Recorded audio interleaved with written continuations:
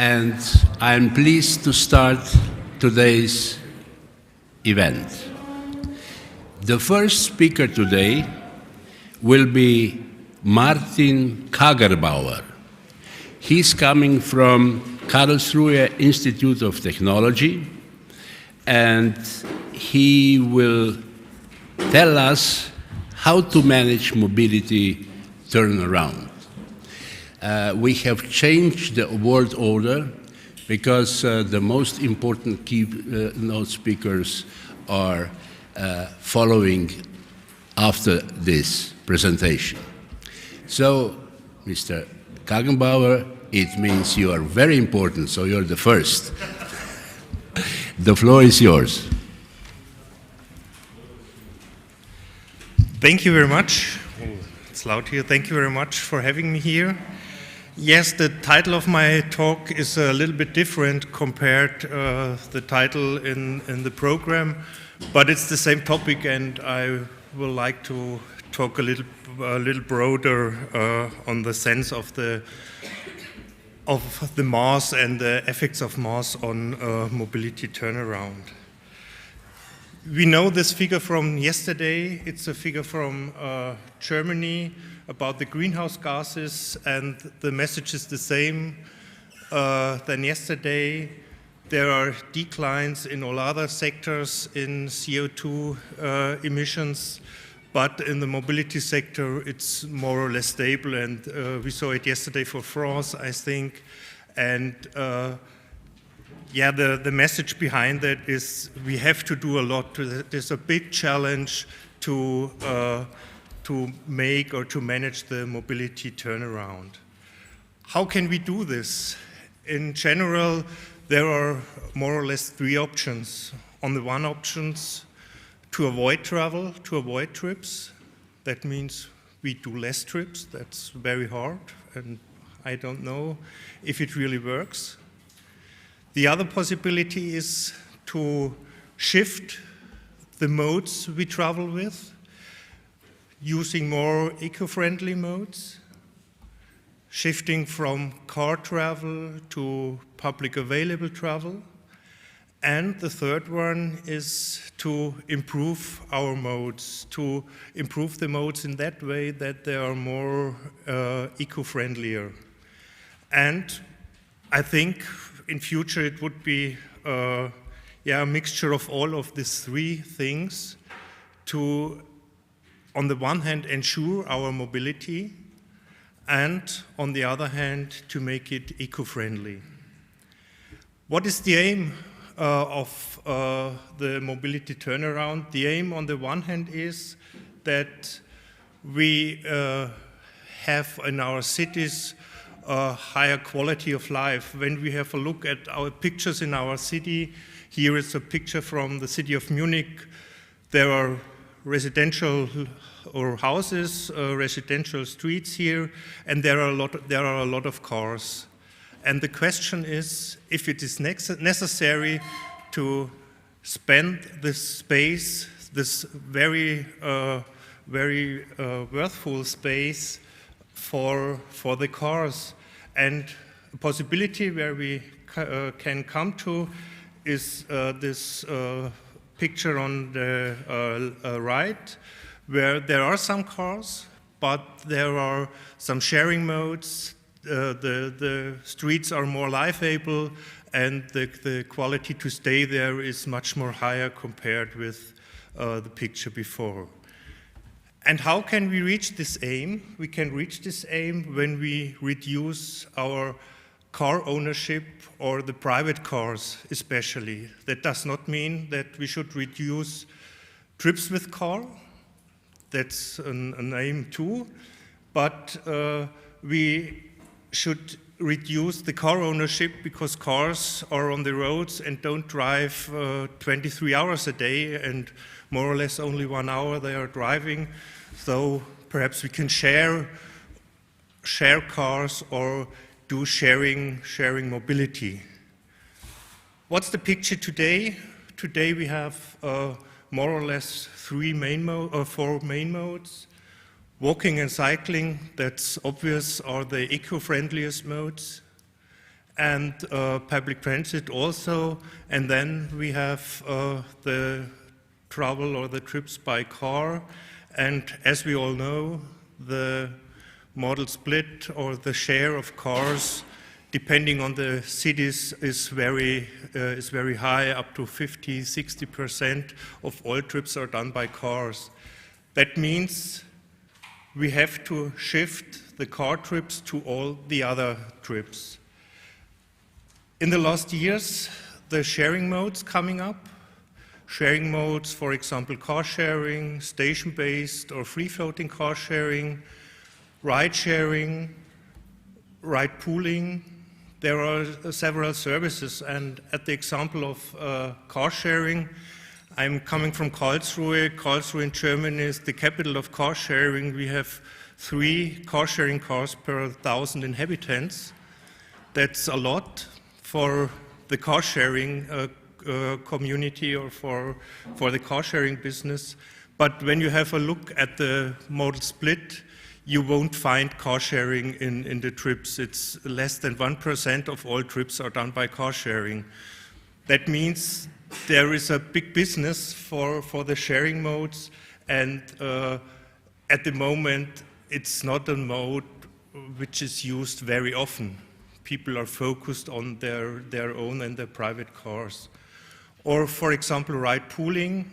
We are doing the accompanying research of the MOIA ride pooling service in Hamburg. I don't know if you know that. That's the world's largest field test of ride pooling. It's MOIA, it's a company owned by VW, and they combine, or they try to combine, trips of people within an urban area to supplement public transportation. And next week it's the ITS World Congress. I don't know if someone is there from you.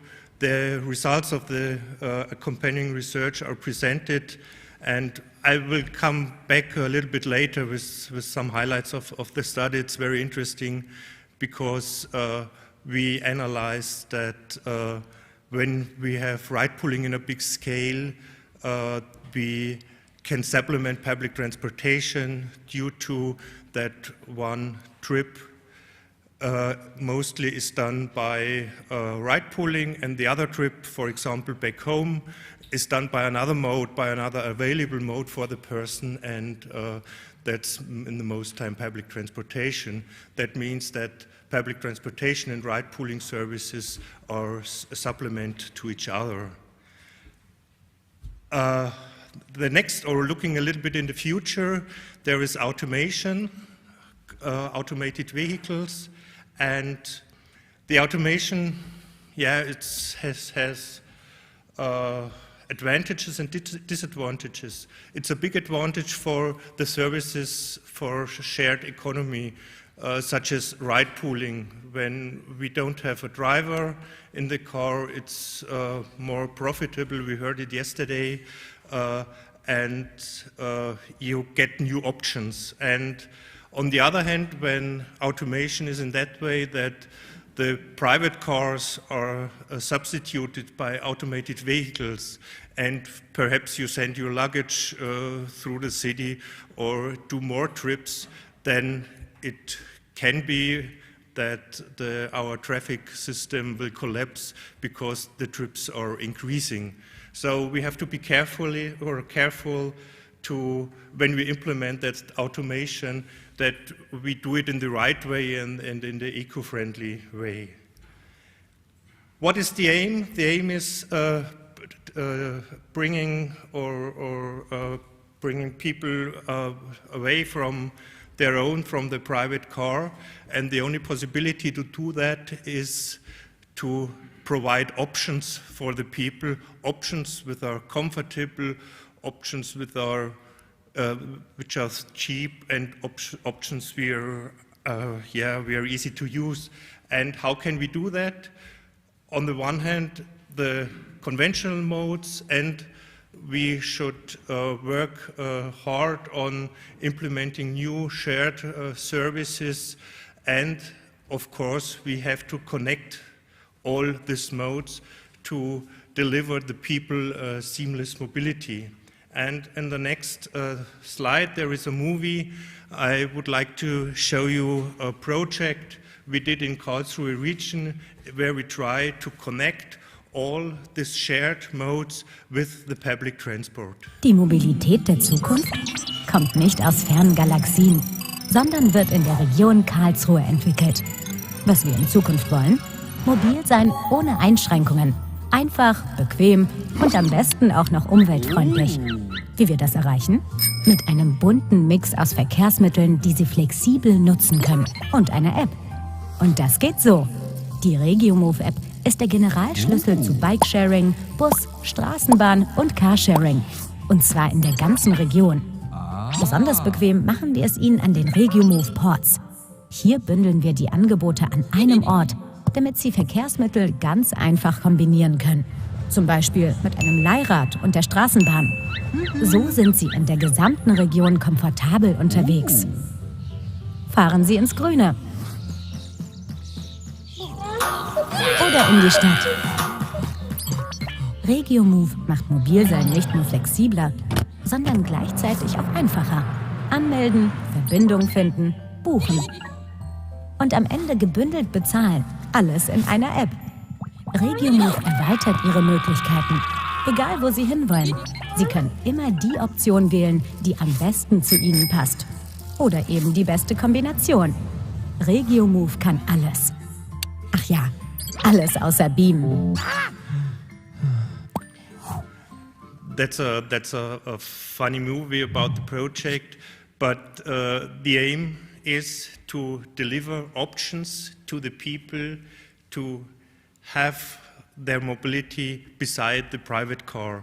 And the question now, if it's enough to provide these options and these sharing services, and the answer, or the definitive answer, is no, because we see today that people, especially in West European countries, they are focused on their own car, and yeah, we have to take them from the car, and we need more. And we run a lot of models. I already mentioned a model for the city of Hamburg for the ride pooling service, and we modeled there that a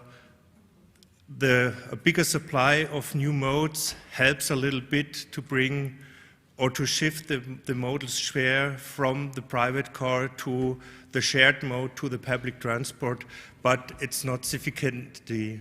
So in this project we also modeled harder restrictions, so-called push measures, such as having tolls on cities, having limitations on parking spaces, reducing speeds on the roads.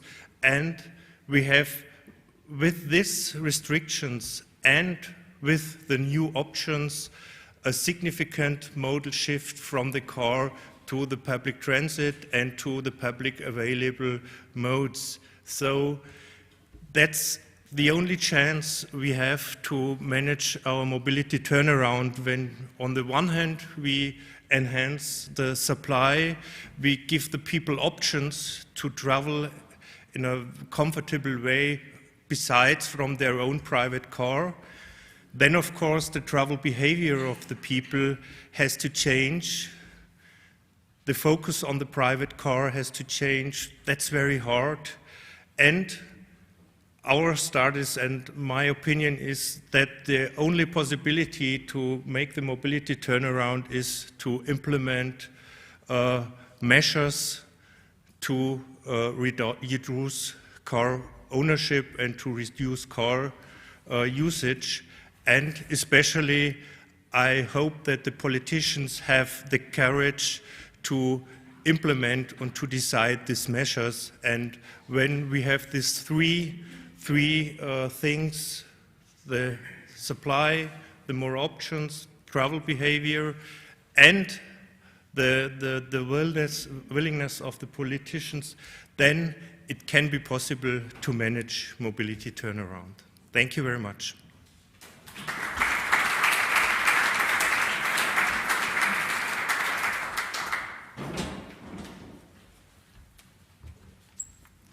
Because of time constraints, we are pleased to invite the next speaker, that is Dr. Marcel Romerts from the European Commission, head of very important unit for researchers, so head of the unit for Horizon projects and development.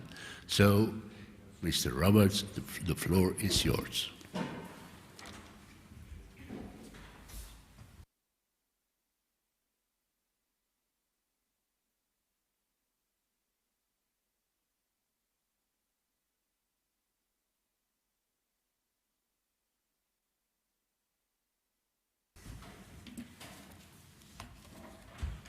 Good morning, everybody.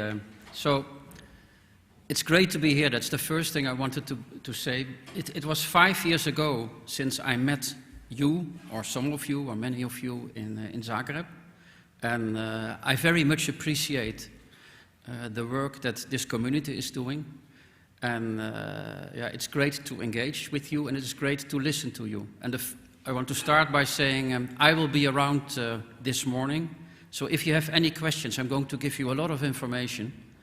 If you have any questions, or if you want to follow up on anything that I've said, feel free to approach me. I'm a nice person, I'm a communicative person, and I will be very happy to listen to you and to talk with you. Indeed, I'm head of unit for transport research in the SINEA agency. And the SINEA agency is an agency that has been set up by the European Commission to manage a number of programs. My history is in the European Commission organization itself, in DG Move. You know DG Move. And I've been seconded by DG Move in this agency to manage a great unit. In the meantime, we are with 30 people, and we manage a big portfolio of transport research and innovation projects in the agency with the team. I have a long presentation, and I apologize for that, but at the same time I'm going to try to keep the time. That means that I'm going to skip a number of slides that I have in the presentation, and I'm going to focus on the main points. But of course my presentation is available on request in case you want to see the details. Yeah. So, what was SINEA? What was INEA until the 1st of April became SINEA on the 1st of April 2021. And we've become, from the Innovation and Networks Executive Agency, the Climate Infrastructure Environment Executive Agency. And you're talking about the Green Deal. The mission of our agency is support the implementation of the European Green Deal. That means that traditionally we were active in research, and traditionally we were active in networks, and we are still. We have expanded, and the Commission has decided to bring together a number of programs dealing with funding that can help to achieve the objectives of the Green Deal in this one single agency. For example, the LIFE program is now with us. We manage the Innovation Fund, which is a fund which is aiming at more innovative instruments to help climate transition and climate adaptation. The Maritime and Fisheries Program, of course the Connecting Europe facility, two smaller programs, Renewable Energy Financing Mechanism and the Just Transition Mechanism, and Horizon Europe, where we are dealing with the climate part, with the energy part, and with the mobility part. In total, and it's an unbelievable amount, and I wouldn't even know how to write it in figures, we will manage during the period 2021-2027 55.4 billion euro.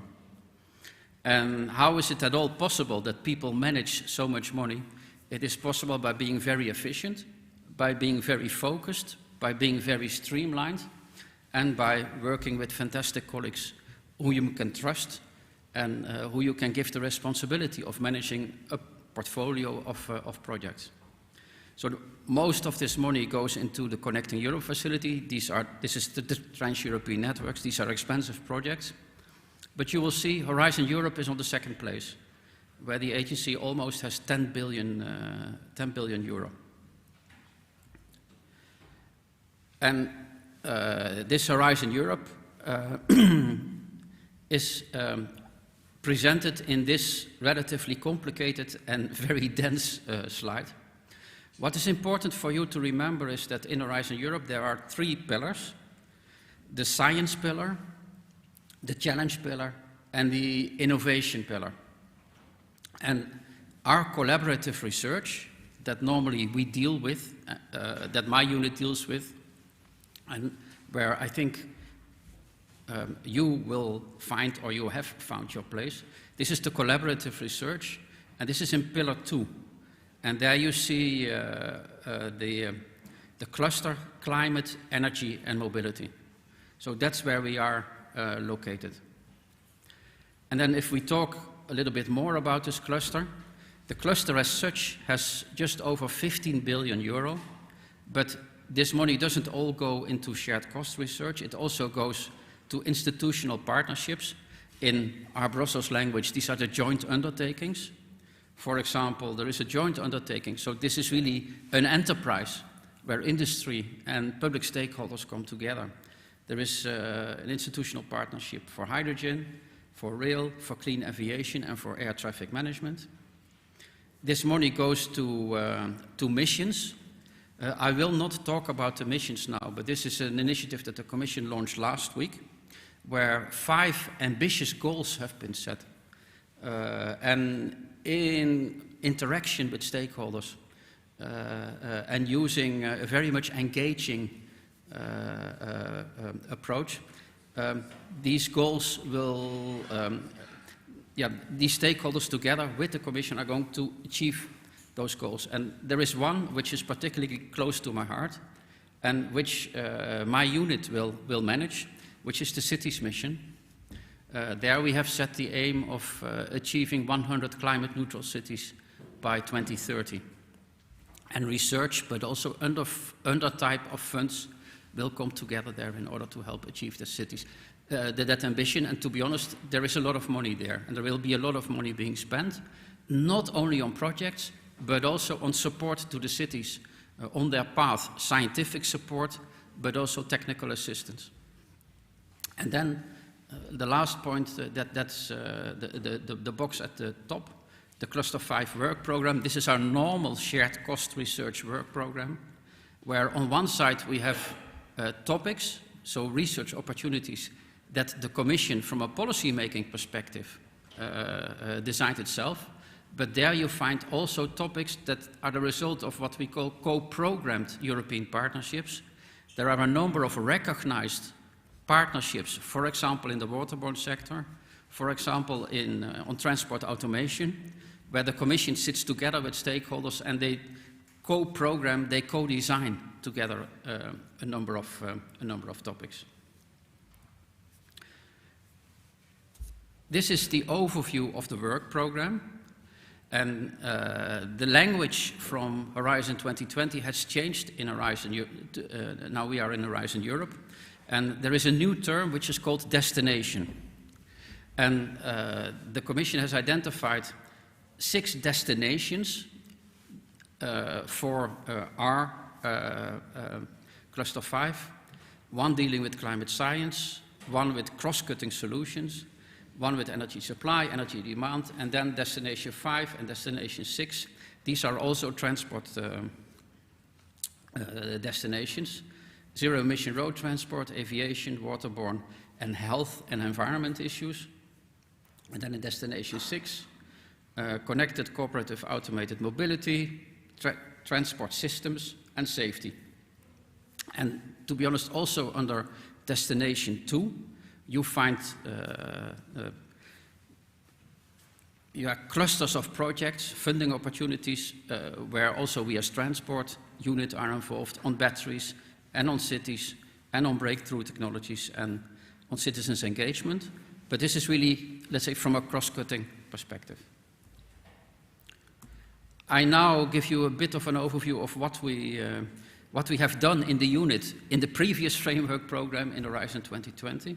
So in total, We managed for about 3 billion euro projects, to which we gave 2.6 billion euro EU grants. In total, 417 projects awarded, and we managed evaluations of 2,300 proposals in order to get to those 417 projects awarded. Does this mean that your chance of success is 1 in 4? It doesn't mean it. Of course, we deal with topics where there is large oversubscription, and we have had excessive cases where there were 100 proposals for one grant. But sometimes also we deal with topics where there are just 2 proposals or where there is only 1 proposal. And can we predict? Because of course, as a researcher, you want to know what are my chances. It's very difficult to predict. Probably a common sense approach would work there, or you listen to the buzz, to the noise in your community, and try to understand what it means in terms of proposals. I mean, this is just very quickly the area where the division of areas where we have funded projects. Of course, you can do further clustering, but I mean, nearly 100 projects in the aviation sector, quite a lot on green vehicles. But I think what is also interesting to note is that when you look at this overview, I think in Horizon Europe, so this is Horizon 2020, in Horizon Europe, you will see a change in emphasis. And you will see a change more towards, let's say, clean technology, so the technology push. You will see more attention to emerging fields, like batteries, where Europe really has some catch-up to do, and both from a knowledge point of view and also from an industrial point of view. You will see a bigger push towards maritime. This is the result of the fact that the maritime stakeholders have become better organized, and they have really pushed for a bigger financial engagement from the side of the Commission.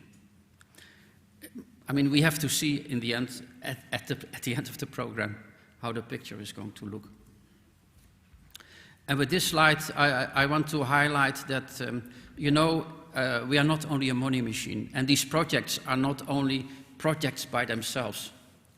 It's important to keep in mind that there is an interaction between the projects and policy. And one of the tasks that we have is to make sure that on one side the Commission designs topics and prioritizes topics based on emerging policy needs and developing policy priorities, but also there has to be this feedback from the projects into the policy making. And in some areas this is relatively visible. In, of course, highly technical areas, this is perhaps less visible where you really want to give a technology push, but it's very important. And also we have resources, we have been allocated resources to really also work on this harvesting knowledge from the projects and helping the projects to engage with policymakers. I'm going to skip this, some examples of projects. So now I'm going to bomb you with 6-7 slides of topics that are in the current call and in the call of 2022. And I mean, you can read much faster than I can speak, but also I would break my tongue if I would try to explain everything. But what I want to say is, I'm not going to point your attention on anything, but we have a funding and tenders portal, where on the funding portal you see explanations of all these topics in detail, and that's the place where you need to go. In the past, you could print work programs. I also did it, but everything has become so complicated now. So go to the website, go to the portal, and explore there. That's the first thing. Second, this is the current work program as it is in place, but there will be an update that will be published just before before the end of the year. And there will be a number of additional topics dealing with cities as a result of the cities mission that has now been adopted. Perhaps the third thing, you know, don't get lost in the massiveness of these topics. Know what you're looking for, and maybe that you don't find what you're looking for, then that's a pity. But yeah, I mean, don't feel negative about or sad about the fact that there is so much, and that yeah, you get lost. And if you get lost, that's also a point I want to say is, I mean, we have a network of national contact points for the program, not only for Horizon Europe, but also for the program. And I think your first point of contact, if you have further questions on opportunities, would be to contact your national contact point. And where do you find your national contact point? Also on the portal. So, without comments, I'm going to bombard you now with all these topics. Here, for example, you see a lot of attention to batteries, zero-emission road transport, some topics on aviation. Yeah, this is something else that has changed, and that perhaps I want to stress. The balance between collaborative research and the joint undertakings, the institutionalized partnerships that I mentioned, this has also changed. So in some areas, more money / more work has gone through these partnerships, which means that we have less money and less work in the collaborative research. And one area where this is visible is the aviation sector. The aviation sector, we've had many projects and many nice projects. Now, yeah, more money is going to the Clean Sky Joint Undertaking, or the successor of the Clean Sky Joint Undertaking, which means that our role in aviation research will go a little bit down. Waterborne, I mentioned that the waterborne sector has become much more active and has been recognized as an important research sector, so they have been able to get a lot of projects, a lot of topics in the work program. Click, click.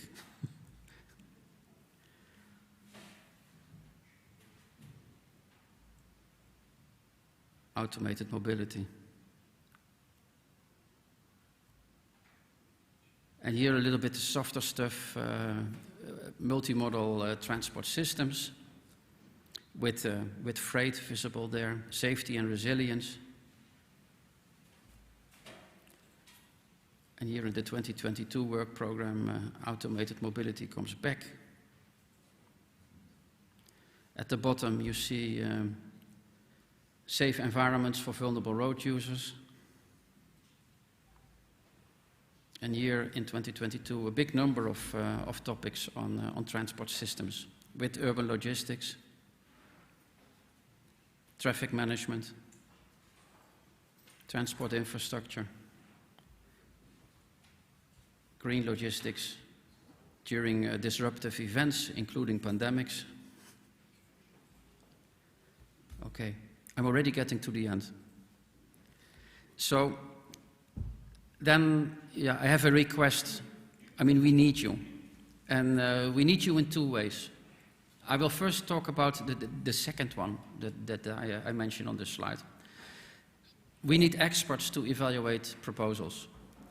And I think first, you know, each time when we do an evaluation, there is an independent monitor who writes a report on how these evaluations work. And irrespective of what you might hear on the floor about that certain organizations might get priority during evaluations. I mean, I say it with the heart, with my hand on my heart, but also these independent observers that observe our evaluations. It's the most honest and clean process that exists. We don't interfere at all. It's 3, 4, 5 experts that sit together, that look and judge all proposals. And it's a fantastic, let's say, experience for them to see not only how the machine works from the outside, but also from the inside. And it's very nice to work together with a group of other experts and to really deliver a nice result at the end of your evaluation week. And we are continuously looking for updating this pool of experts. And the reason is that we have a law to comply with, and the internal law is that for every evaluation we renew 30% of the experts. So then in addition, another challenge that we have now, we have also an internal law that says that 50% of our experts need to be female. And transport is not necessarily transport research is not necessarily a sector where you find 50% females working in the field.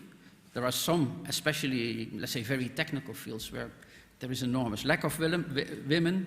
I mean, I see some people smiling here. It's indeed true. So for us, especially also women, it's really a challenge to reach that ambition of 50% women in our panels. So we are continuously looking for experts. And not only for evaluation, we use also experts once the projects start running to help us monitor these experts. These projects. We send experts to meetings where we cannot go. We send experts to do on-the-spot checks. So also there we are using experts. And then in specific cases, also the Commission sometimes calls on us to help them set up a panel, contract some experts to help the Commission with developing policy. So this expert database is extremely important for us. And I think it's an interesting opportunity for all of you to get engaged with the work that we're doing. And then, let's say the first point, you know, we are expanding, my unit is expanding. I must also say that I'm recruiting such good people that sometimes they get better job offers, so they leave. Not because they don't like to work in the unit anymore, but they make career. So we are continuously recruiting new staff. And we have two categories. We have a category for mature staff, but also we have a category for young staff. And I don't want to say that we can recruit people that immediately come from university, but with some experience after university, let's say people can already apply. So, I mean, I don't see you necessarily as my target audience, but at the same time, I mean, you might have in your own network, in your own academic organization, you might have people, please keep this in mind. And where do you find these recruitment opportunities? They are on our website. When there is, when we have a vacancy open, this is announced on our website. It doesn't happen very often, once a year. Perhaps twice a year. But I think it's an interesting opportunity, and especially, yeah, I mean, I also want to make sure that I have a unit which is diverse. So I'm not only looking for excellent project managers, excellent experts in their field, but also I want a diverse unit. So again, the 50% target of women is there. And I'm especially looking for nice people. So especially recommend, let's say, nice people to apply. And by coincidence, if you want to see how such a call for applications for a vacancy notice works, there is one open right now, but I think it will close tonight. So this doesn't match anymore time-wise. Well, I mean, we are in social media. We are very active in social media. But the most important point comes here. This is my email address. And this email address will stay alive as long as I'm working in the Commission. That means then that whenever you have a question, or might be now, or whenever you want to follow up, or whenever you're lost in the big Commission, let's say virtual building, and you cannot find your way, I mean, you're always welcome to contact me. I have the habit that I try to clean my email box every evening. So usually, if the question is not too difficult, you have a quick reply. But yeah, I mean, my email is always is open 24 hours per day. So thank you very much for your attention.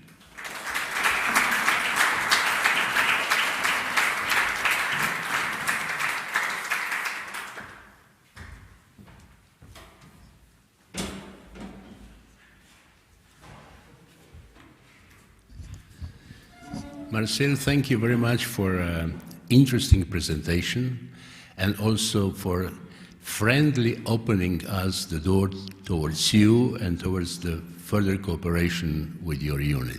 Thank you very much. We do appreciate that, but unfortunately we have to follow our agenda. Innovations in urban and regional mobility and freight is the next topic. Laurent, professor from Cergy Paris University from France, is going to chair this session. The floor is yours. Thank you. Good morning. Good morning, everybody. Thank you very much, Stein, and thank you very much for the very nice gala dinner we had yesterday. It was a pleasure. Nice music. So now it's time to work on this session. Innovation in urban regional mobility and freight. So the main topic is innovation. So a short introduction before we start. Remember 2050, the European Union first sustainable entity country in the world. It means quality of life, better for the citizen. It means competitiveness of the European industry. What does it mean, innovation? Innovation can be the motor, of course, of this change. So innovation, it means freedom, it means creativity, it means opportunism, it means open-minded people, it means new ideas, so it's beautiful. It means startup spirit, support from the state, with public money sometimes, but, this is very important, but we have to be very careful with innovation. We must evaluate innovation. What does it mean? We have to look carefully, not going in the wrong way. So really interesting, really important innovation. There are irreversibility. We cannot move back from one innovation. So it's highly costly sometimes. Sometimes citizens are unsatisfied. So we have to be very careful with innovation. The aim of our session is then discussion on different, we have 6 papers and 5 presentations. And the aim of the session is exactly this point, discussing, evaluating innovation. So I'm very happy to welcome now Matthias Gatter, Professor Gatter from the Fachhochschule Erfurt for the University of Applied Science of Erfurt. Matthias, you can address the audience now with your paper. And the time, we have the time on the screen, everything is clear. Yes, perfect, Laurent. Thank you very much for your introduction. I will give an insight into a current European project which we have at the moment, which is called PRIMAS, Prioritizing Low Carbon Mobility Services for Improving Accessibility of Citizens. And, well, it's a European benchmark because, on the next slide, this is what the project is about, that we want to look at, well, what can mobility as a service do concerning the question of the Green Deal, concerning the question of decarbonizing, concerning all what Martin Kagerbauer said, reducing traffic in general, and do we have a chance to use this instrument, this new coming up instrument of mobility as a service, mobility on demand, which mainly deals with all share means of public transport, and how is this currently implemented in Europe? On this map you see the partner structure, and we are really covering, well, not all Europe, but we are covering all parts of Europe. So the lead partner comes from Portugal. This is the Universidade de Aveiro. And then we have partners from Scotland. Well, they were in the European Union when we started. Then we have partners from Sweden, we have partners from Finland, from Romania, ITS, from Italy, 2 partners, and, well, Erfurt is just in the middle of the project. What we did, that we looked at mass applications in our regions, and we tried to identify criteria how to assess mass applications. Some of you might know the stages of Jana Sochor. She developed 5 stages of mass applications, and the first stage is, well, almost nothing. You have one mean of transportation and you get some information. And then it goes how many means of transportations are included, and whether you have the chance, what information you get, and whether you can book, and whether you can personalize your applications, and finally, whether it's used for political means. So do they already have some aspects in the application that they want to influence your transport means? So what you see in the first slides is that we looked at 118 MaaS applications in 7 European member states, and there you see where they come from, which is not, you will get the slides, so if you are interested, just look at the slides. It's a bit like Marcel, what I do, say, well, don't look at the slides, you can have them later on. This is the geographical coverage, which means we have local applications, we have regional applications, and we have national applications concerning what they cover. And this is more interesting, to have a look what modes are basically part of those MaaS applications. And in 50% of the cases, the bus was part of the MaaS application, and then 29 tram and 22 tram metro. So you see, public transport is the backbone of those applications at the moment. And then you see more micro-mobility further to the right. More interesting even is how many modes are integrated, because many of those micro-mobility applications, they just have one mode. So it's about, well, bike sharing, or it's about e-scooter. You know, you all know these, well, it's called MaaS, because, well, it's digital and you can book and you get information and all that, but it's only one mode. And so you see 60, well, I don't see it, maybe you see it, more than 60% of the applications which we regarded have only one mode. And this got nothing to do with MaaS, I would say. Because, well, the MaaS is the idea of getting information about different means of transportation. And then you can see that, well, some of them have more than 9 modes. And I will have one good example. This is WIM. Well, WIM is worldwide operating, but locally. So it's in different cities, and I think this is from Helsinki. And there you see that what modes they have included, and this also is what Martin Kagerbauer showed us. Well, the means where the modal shift should go to. It's all beyond the own car, actually. But nevertheless, it might be interesting to get, when we come to comparison, to get some information about how is the mean which I could book compared to my own car usage. This might be interesting concerning the carbon footprint, for example. So even the own car might be interesting to be included in, or at least as an alternative, not to be booked, but to see what would this mean compared to my usual transport modes. So this is a good example for multimodality. Then we have the information provided. So what information do you get? And well, the price info is in 73% of the cases, you get how much will it cost. Then you have the schedule. This only applies, of course, to public transport. We won't get a schedule for e-scooters. And also real-time information, this applies. This makes it difficult to compare because, well, it's just a mixture of the information which we have collected. But you can see what a MaaS application might deliver. And well, we see price info, schedule, real-time information, vehicle availability. Well, this is, of course, interesting for micromobility. The stops in between, service alerts. Well, this is what we learned yesterday from Romana Sarka's PhD thesis, how interesting this might be. Congestions, parking spaces, accessibility concerning barrier freedom, seat occupancy, quite interesting in COVID times. Well, the social distancing, what chances do I have? Well, this is what they have in many applications, but meanwhile. Charging stations, well, for electromobility, charge level, fuel level, and the carbon footprint. In 1% of the applications, they would indicate what is the carbon footprint of this certain travel which I want to book. And then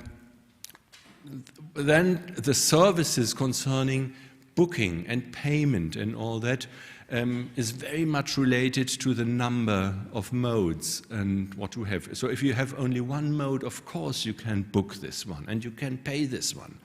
But if you include more than one mode, if you combine public transport with car sharing and so on, and also I'm very interested in what Martin told us about the Karlsruhe example, because they obviously have included quite a number of these possibilities with several means of transportation. I'll come back to this in my conclusion, which comes soon, I think. And then we have the personalization.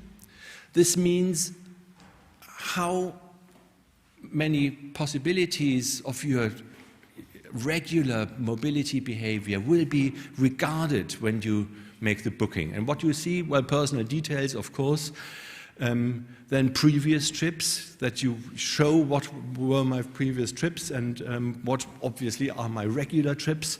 The frequently used preferred addresses where you go to, well, you all know this, frequently used preferred trips, frequently used preferred stops, home address, frequently used preferred modes, preferred vehicles, calendar synchronization, and others. So there are chances of getting well, personalized offers, but there well, we get close contact to data protection, of course.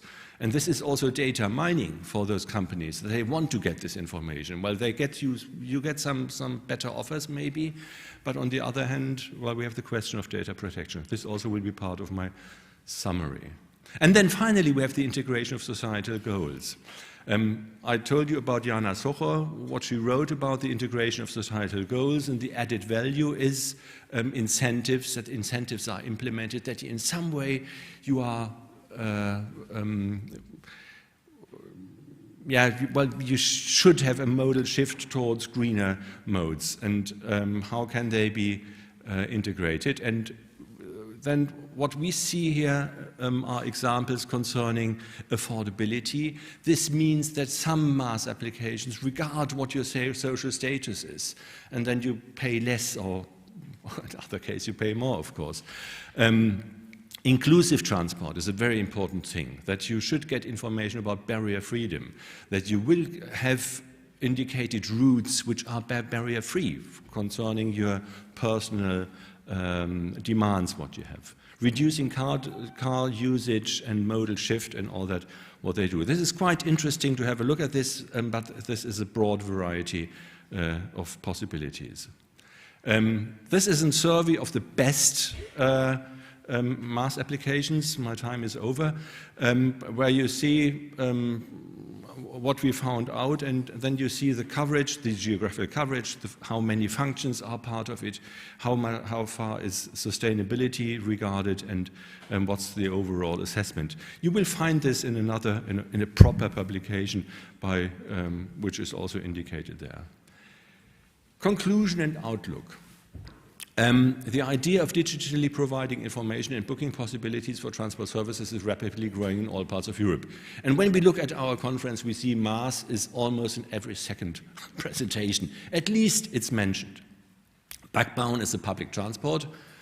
Other modes are more agile, so they have the better applications, but they're often not integrated, and this makes no sense.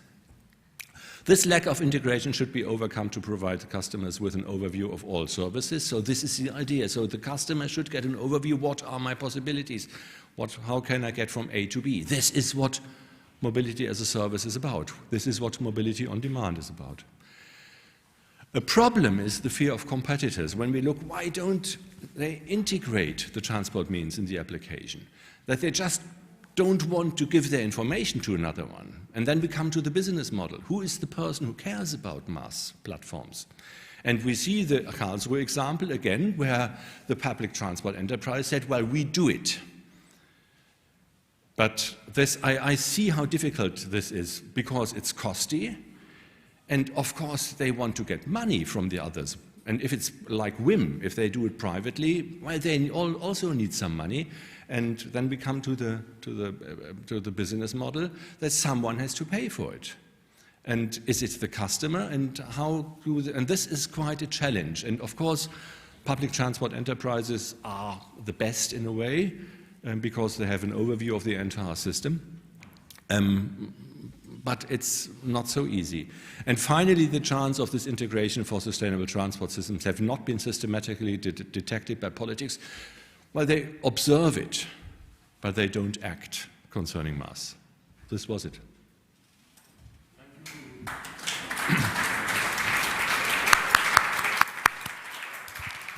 Thank you very much, Matthias, for this interesting paper. One key point, we have to develop the learning effect of carbon footprint. It must be developed for this learning effect for the people by traveling. Okay, thank you. We have 3 papers on railway in this session, so I would like to welcome as next speaker Vaclav Lauda, online, I think. I know you are here, very good. Congratulations. I'm real. Yes, you are here. So please, you can proceed. Hello to you all. My name is Václav Lauda, and in next few minutes I'm going to tell you something about preparedness of Czech Railways for Green Deal 2050 challenge. It's clear that transport produces a majority of emissions of CO2 and has many other negative effects to the environment. Ultimately, energy can be saved and pollutants can be avoided through the choice of transport mode. For example, look at the picture where the route among Munich and Berlin is analyzed. You could see the ratio of the negative impacts between railway, car transport and aircraft transport. The values of using the railway, the green ones, are several times environment friendlier than using other types of transport. For the environmental objectives to be achieved at all,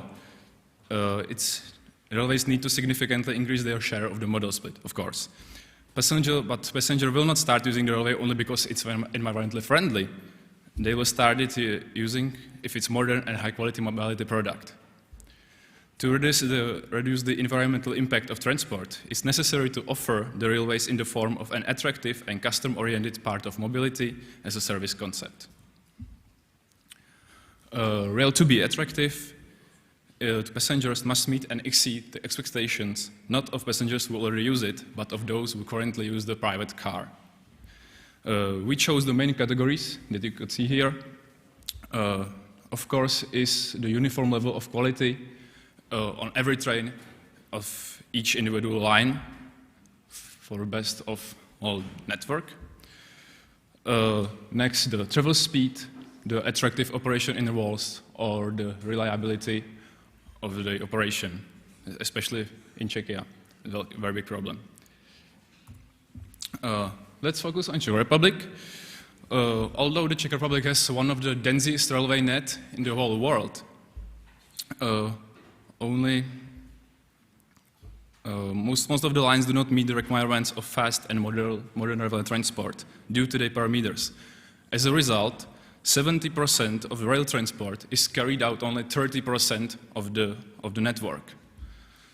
These are mainly the lines that have been upgraded over the past 30 years as a program so-called Transit Corridors Modernization Program. Those are the 4 colored lines on the map. As you could see in the chart on the right side, the popularity of passenger rail transport in Czechia is growing, and the medium distance travel is also on an upward trend, suggesting that long-distance transport is the main driver of rail success in Czechia. However, this development is happening almost exclusively on these modernized lines. There is therefore a large disparity in the quality and transport offer across the network. Summary of flags. First of all, the Czech railway planners completely ignore the principle of integral net.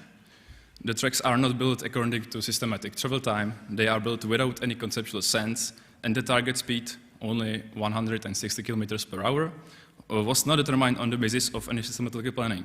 In general, I would say that parameters of the tracks were improved only there where it was easily possible. As I said, the offer of modern railway long-distance passenger transport in the Czechia is limited almost exclusively on these corridor lines, but the level of quality varies considerably and is significantly different in the number of aspects even for individual lines.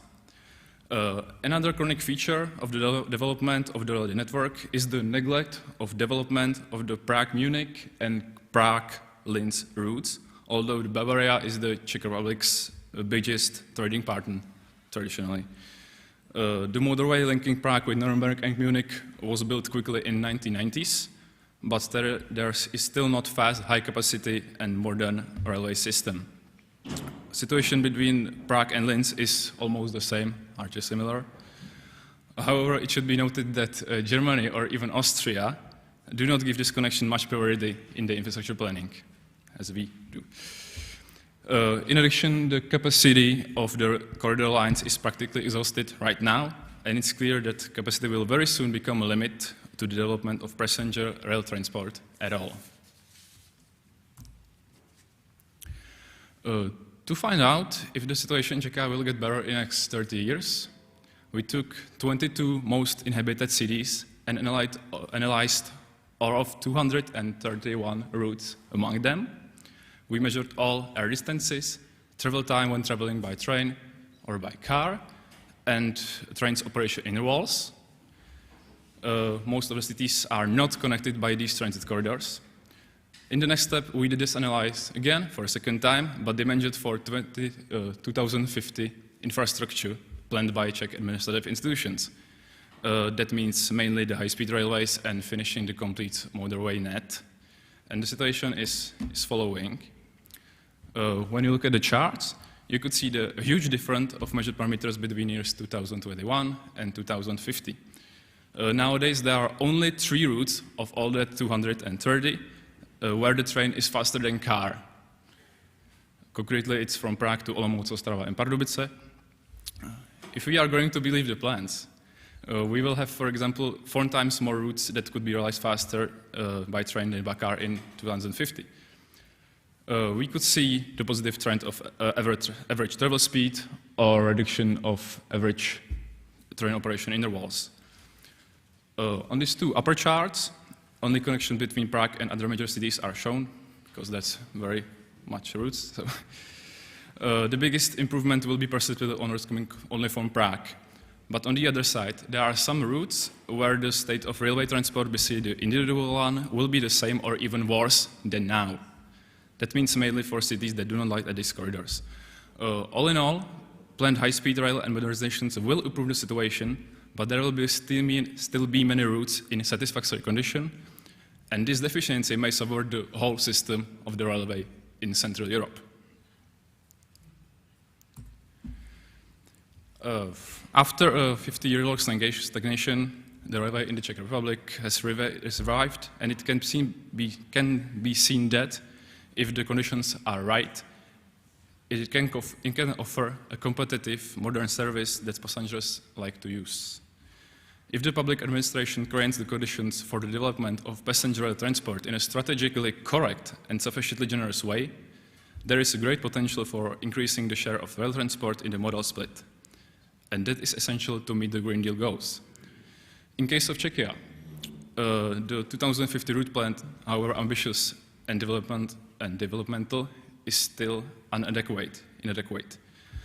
The railway transport simply needs to offer even better quality connections between at least all of our selected cities, so that the incentive for the passenger hesitating between individual and public transport, it's clearly on the side of the public transport. The Green Deal is a great opportunity to catch up with these internal depths of the infrastructure, but this opportunity must be grasped well. So in this particular case, and this means not relying entirely on this 2050 plan, but developing rail lines on a much larger scale and building the rail system in Czechia in a more conceptual and more systematic way than now. Thank you very much.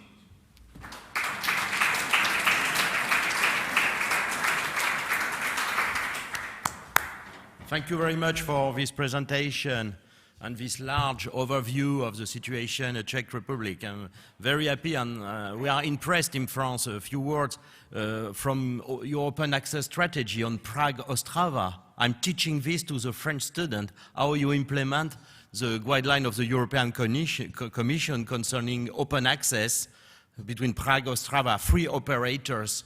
It's very impressive. In France, we are still in a monopoly position of the SNCF. So we learn from you, we learn from the Czech Republic. Okay, now it's time to move to the next paper. We have a paper already from Vladimir Luptak, but he cannot come to present the paper, so we will have time for the discussion. And then we move to Katia. Welcome. You can address the audience with your paper now.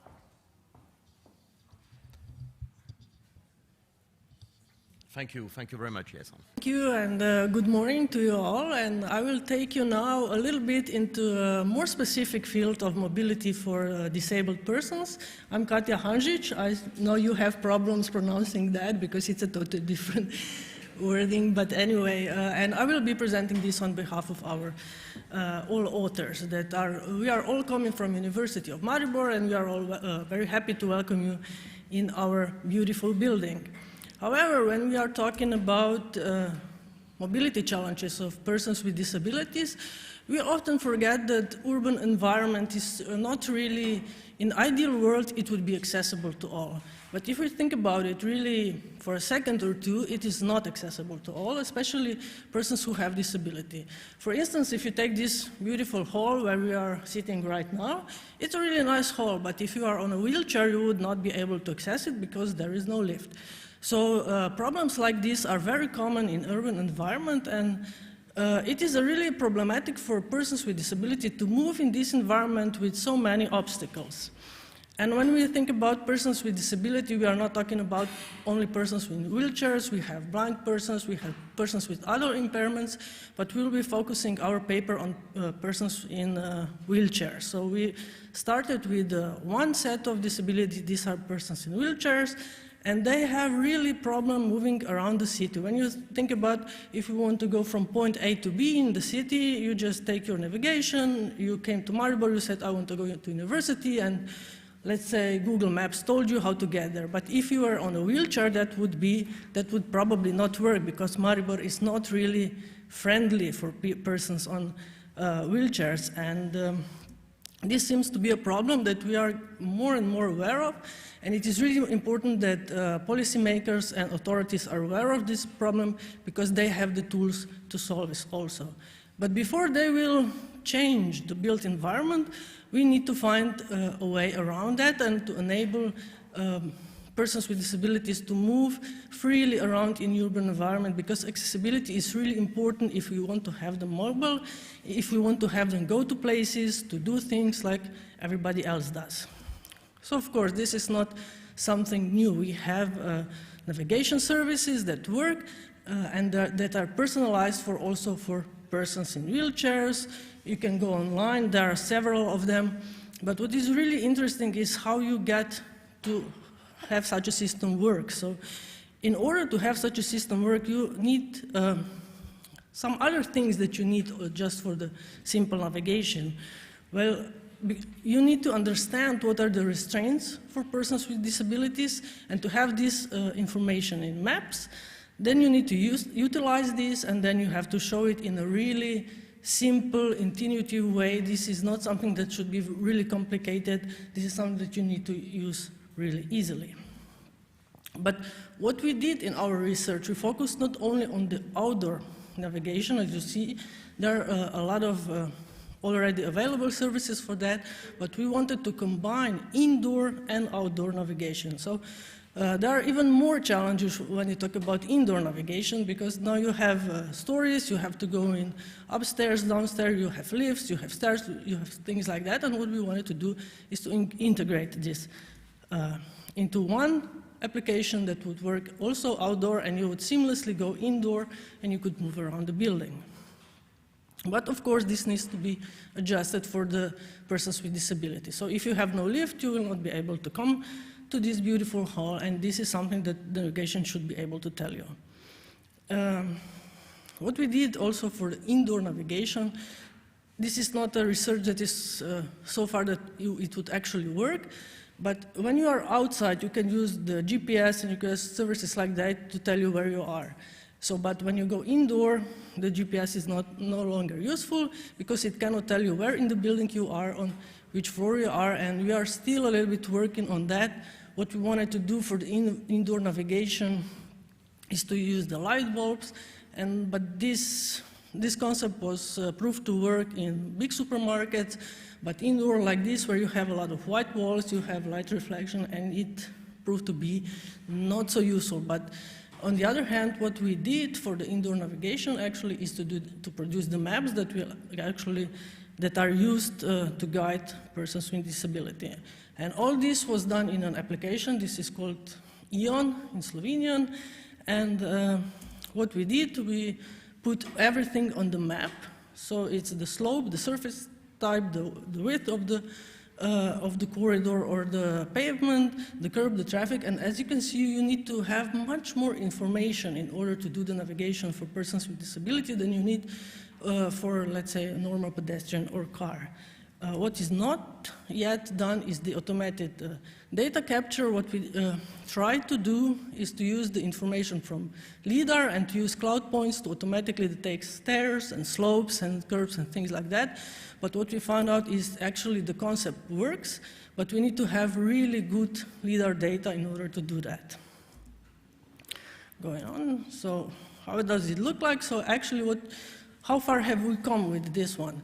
So what we've done so far is we mapped Maribor, not all Maribor, but city center of Maribor, and we also mapped the shopping mall that is called Europark, and also what we mapped is the municipality building in the city of Maribor. So how does it look like? You have actually the application in its current form has its 3 profiles. So we just decided to have a normal person walking, then we have a wheelchair, and then we have also navigation by car. So in order to compare all of these 3 modes.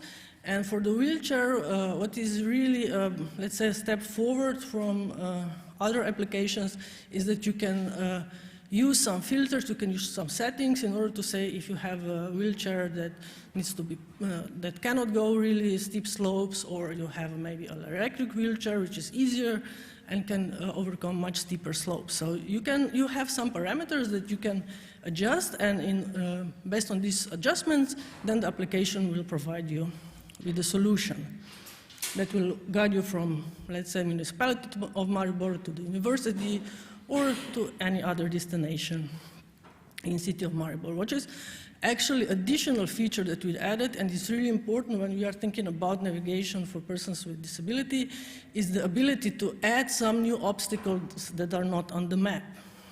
This is really important because especially on sidewalks and outside of streets on pedestrian areas, usually things can change pretty quickly. You can find there is another sign, there's somebody put some kind of an obstacle there, maybe there is some roadworks going on, so the users have the possibility also to add something through the feedback system that is then integrated in the map.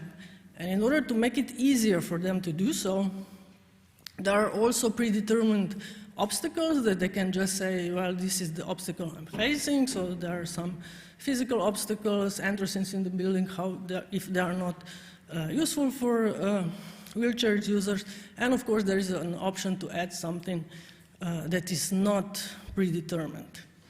And this feedback is then integrated back into the platform so that others can also use this and within their navigation. Of course, the work is not done. We are, let's say, halfway there. We still have a lot of work to do in improving all this that we are doing. And I will just let you read through this. What I would like to say is that one thing that is still not really done is this feedback system, because we need crowdsourcing services and some form of automation. It's really problematic if somebody will just insert something that is not true. So we need something to validate an obstacle that is actually existing in real life and is actually an obstacle for a wheelchair user. The part of the indoor navigation still needs to be solved a little bit. And what we want to also do with this application is to provide some information to authorities and policymakers, because they can easily see if they do some intervention on the sidewalk or whatever, what this will mean for a wheelchair user and how they can access the city. So when we are talking about mobility and mobility as a service and all these things that we are discussing today, we should also not forget about including persons who have problems with mobility in order to make their life easier. Thank you. And that's it.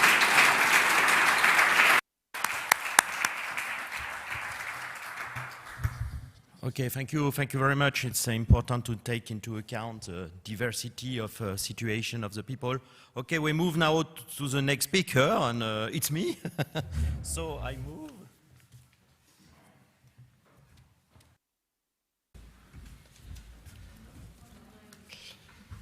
No, it's not online, it's real life, huh? I'm clear. Don't be afraid, huh? I don't have free time now. There is no chair anymore, but Stein and Tomislav are looking carefully to me to the time. Huh? So don't be afraid, I will have 10 minutes, huh, like the other. So the topic of my presentation today, geography matters on this research on the new Franco-Genevan rail passenger service, the Le Mans Express. And it's a huge challenge for sustainable mobility in the cross-border metropolis of Greater Genova. So to sum up very quickly, geography matters. Geneva, 4 kilometers connected with Switzerland, and 100 kilometers of the French boundary around Genova. So Genova is really in a bubble with France around, only 4 kilometers to Switzerland. So it's a huge challenge because Geneva is devoted to car. You know, there is the international exhibition on car in Geneva. Geneva is very linked with car mobility. And so there is a huge attractiveness of the city for the French people. Good wage too, so they cross the boundaries in the morning. You have a huge traffic jam, huge problem of pollution, and unsatisfied people, and so on. So there is a huge work to improve the situation of mobility between the French region and Geneva. And they work together in this new cross-border municipality, the Greater Geneva. So the methodology of the research is interview with stakeholders, Swiss Railway, French Railway, with the region, with Transport Authority, with the passenger. So it's really impressive because it's a huge challenge of intercultural work between the French Railway and the Swiss Railway. They are proud, the French are proud of the French, we are proud of our French Railway, but the Swiss, they are very proud of the Swiss Railway. So it's not easy to work like your paper from Hungary and cross-border. So I move quickly. The challenge is it's very important. It's just for your example, one of the first time I miss a plane, it was in Geneva airport. I was 3 hours trapped in a Flixbus because of traffic jam in the morning. So you have a lot of people crossing the boundary. In Geneva, you have 500,000 inhabitants, and every morning in both ways, you have 600 commuters crossing the boundary from France and Geneva. So the share of public transport is very low. In France, between France and Geneva, 3%. So it's really few. And in Geneva, around is 14%. To remember, Zurich region, 35%, 35. So really, Zurich region is more oriented public transport than Geneva. So there is a work to do, and you have a flow of commuters. And the Le Mans Express is the solution. It started for 1.5 years, December 2019. It started on time, influence of the Swiss management on the French management, on time and no over cost of the budget. Influence of the Swiss, again, on the budget. From the French side, we often go above of the budget and we are often on time. But on the French time, it started with a strike on the French side, typical French maybe, but now it's really working. And look, this is an impressive system. I welcome you in the French Haute-Savoie region, Auvergne-Rhône-Alpes, very nice region with the White Mountain, not far away, the top of Europe. 400, 800 meter high. So welcome here, but you can go very quickly in 20 minutes from Annemasse, the main city, Annemasse, you can see on the map, to Geneva, 15, 20 minutes for 5 euro. So it's very easy. So 200 kilometers of tracks now all over the region from Coppet. Coppet, it's in Switzerland, Canton de Vaud, and then you can connect to Bellegarde in France, un département, to Annecy, very nice city, Annecy in Haute-Savoie, and Annemasse, and Evian, of course, maybe you know the city, Evian, very famous in the 19th, beginning 20th century.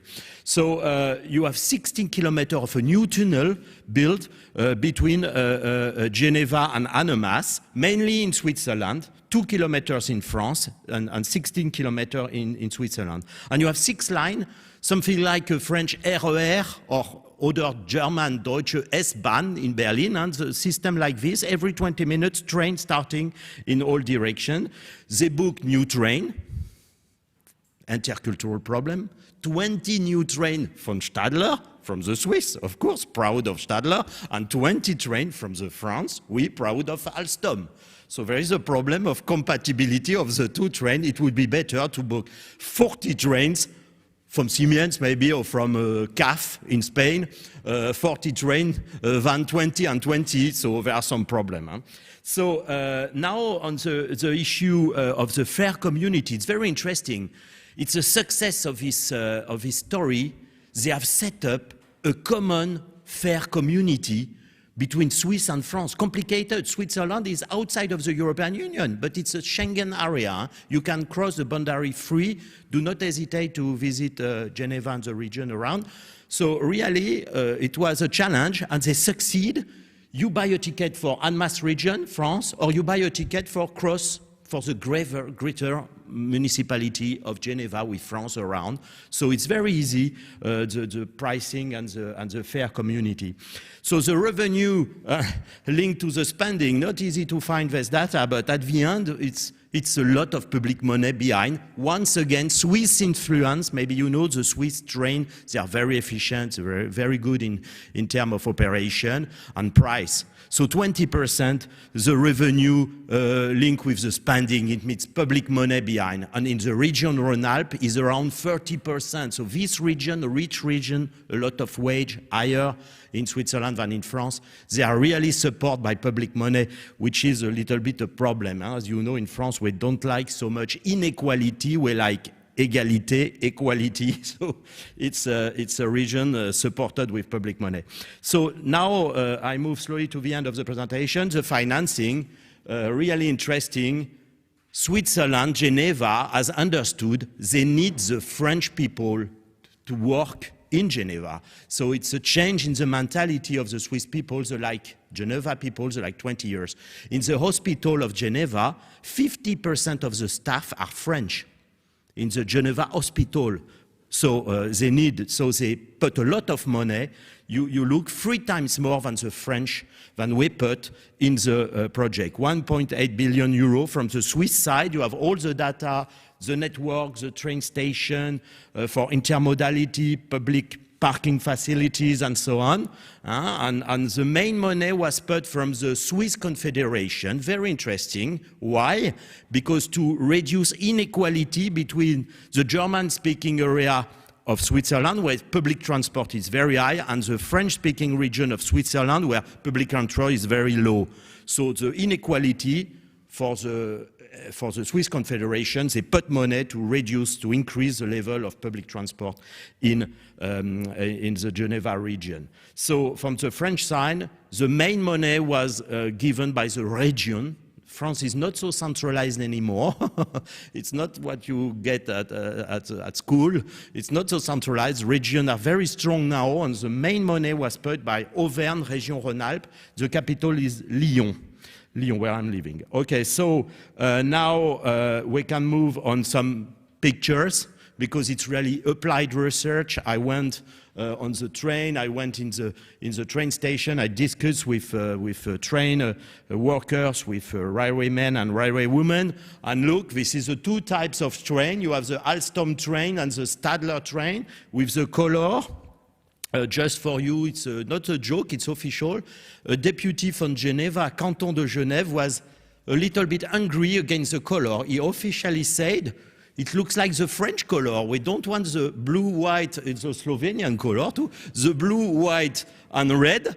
Too much blue, red coming to Geneva. He officially said, I disagree with this. It was a decision. Switzerland is also red and white, huh? But there are some blue.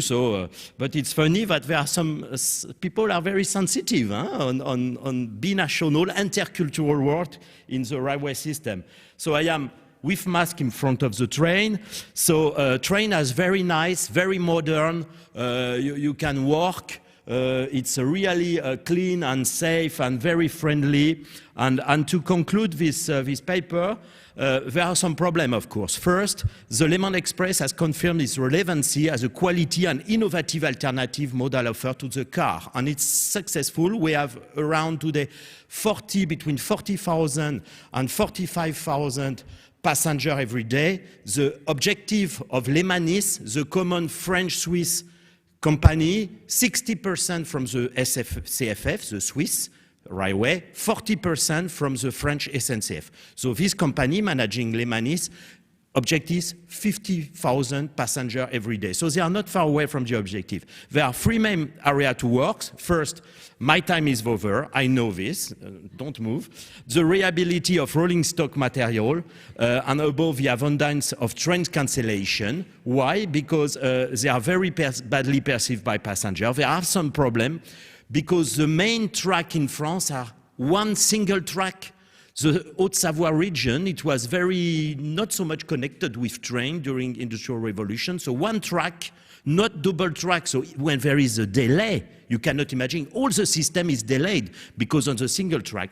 So there is a work, there is a need of public money to develop double track in the Haute-Savoie region. This is the first problem.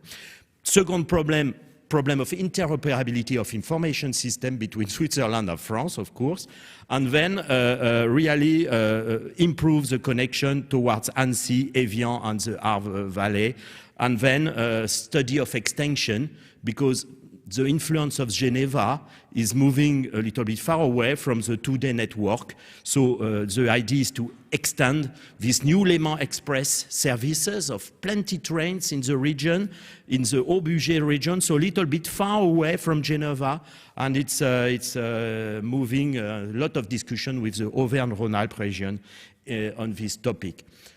Thank you very much for your attention. So I'm moving back.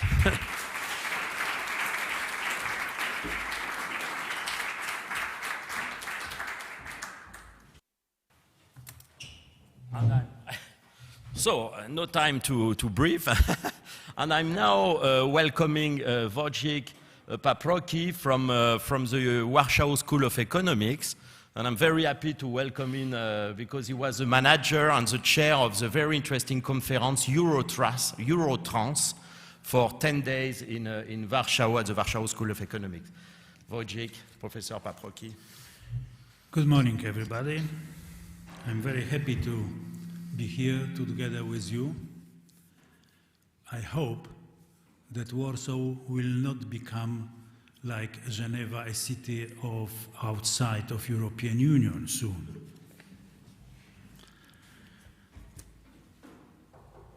What we know about the railway is mostly that we have desired state, and this is not the same what we have as actual state.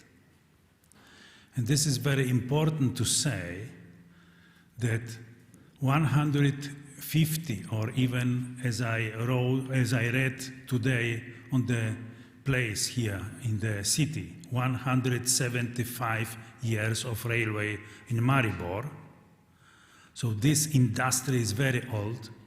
And from the beginning, it was established as a business to make money and to use energy at the beginning to heat the water in steaming traction, later to use the electricity, and all the time to make the services which are requested for customer, both passengers and shippers.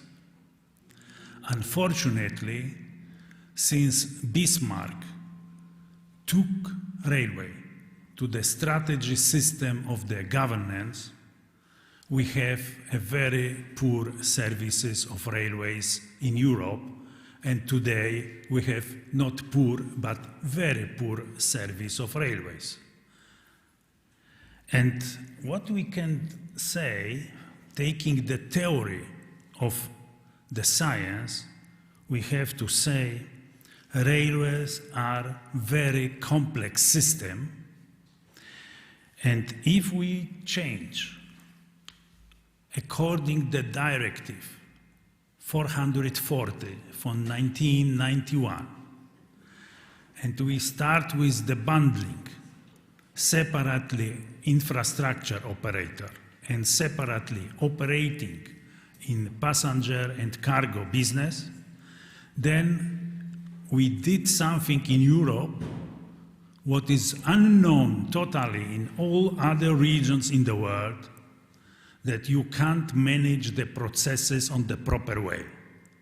This is the case which we have in Europe according to the policy which should be positive for the development of this in the industry.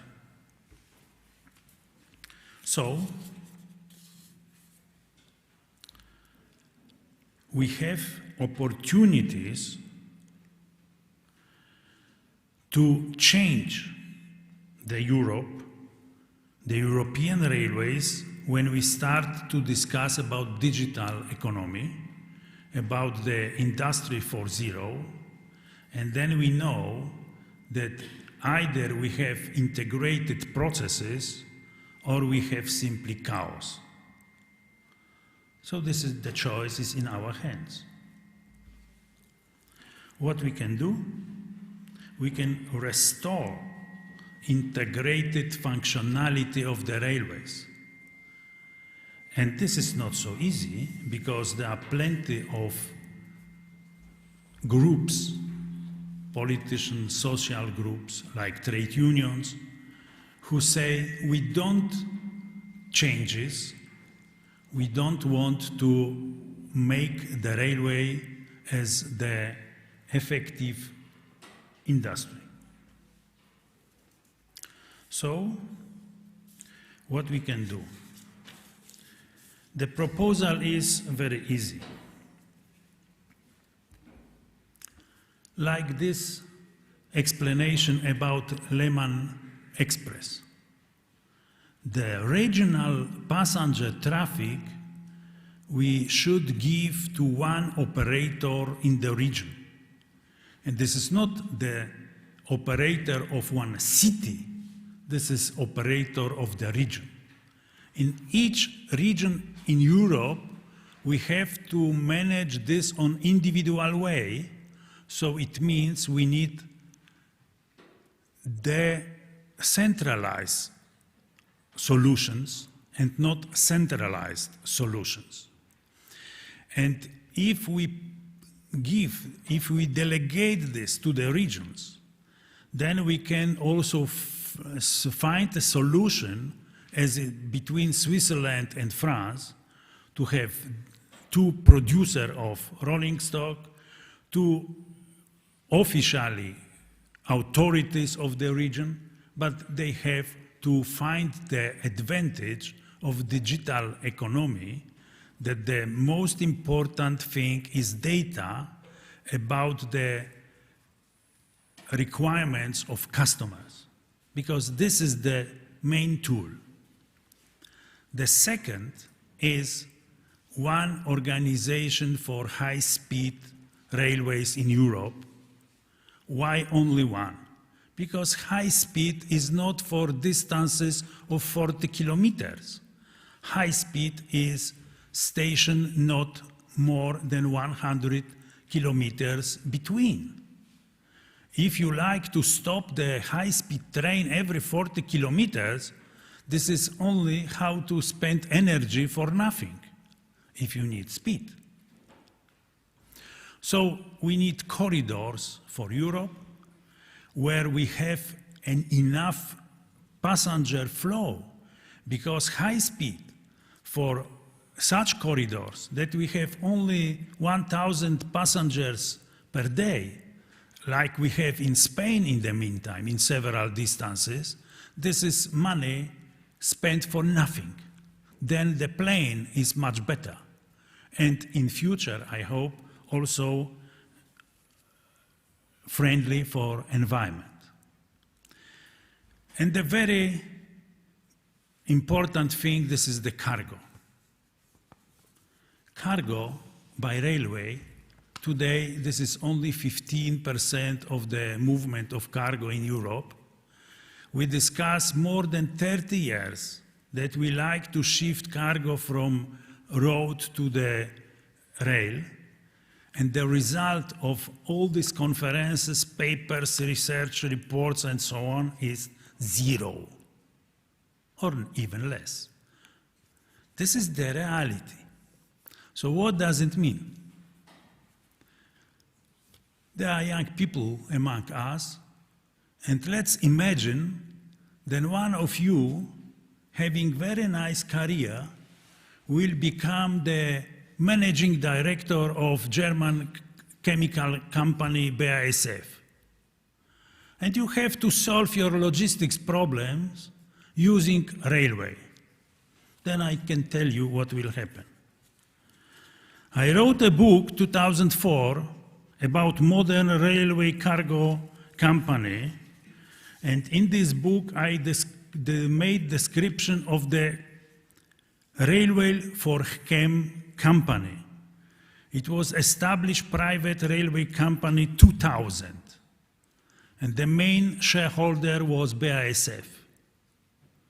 They thought if we can't get the proper service from DB, then we will have own railway operator.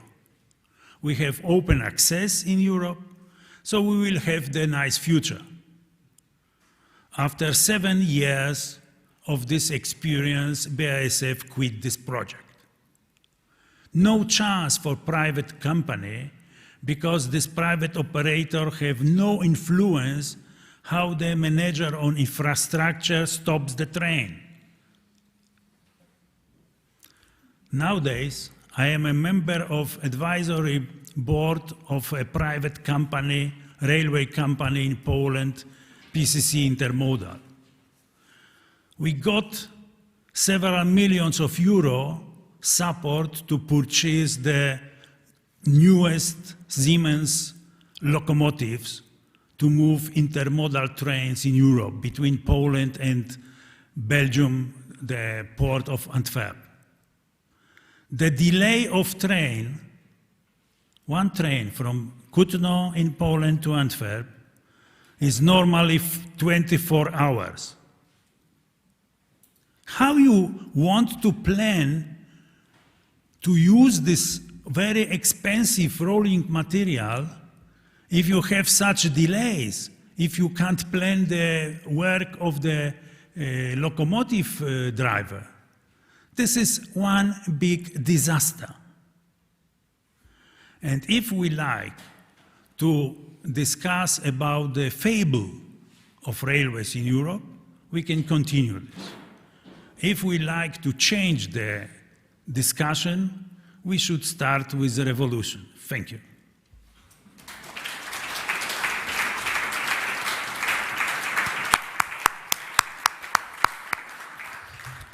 Thank you very much, Professor Paprocki Wojcik, for this free speech. Very, and it opens the discussion because you really go straight to the point with up-to-date data. So now it's the floor, it's open for discussion. The microphone is, you have, okay, thank you very much for what you are doing. Okay, so I got online no question, so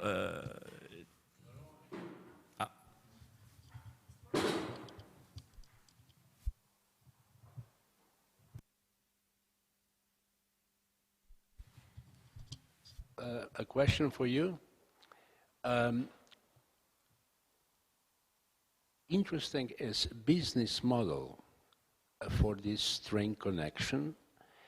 Part of the path is in Switzerland and path in France.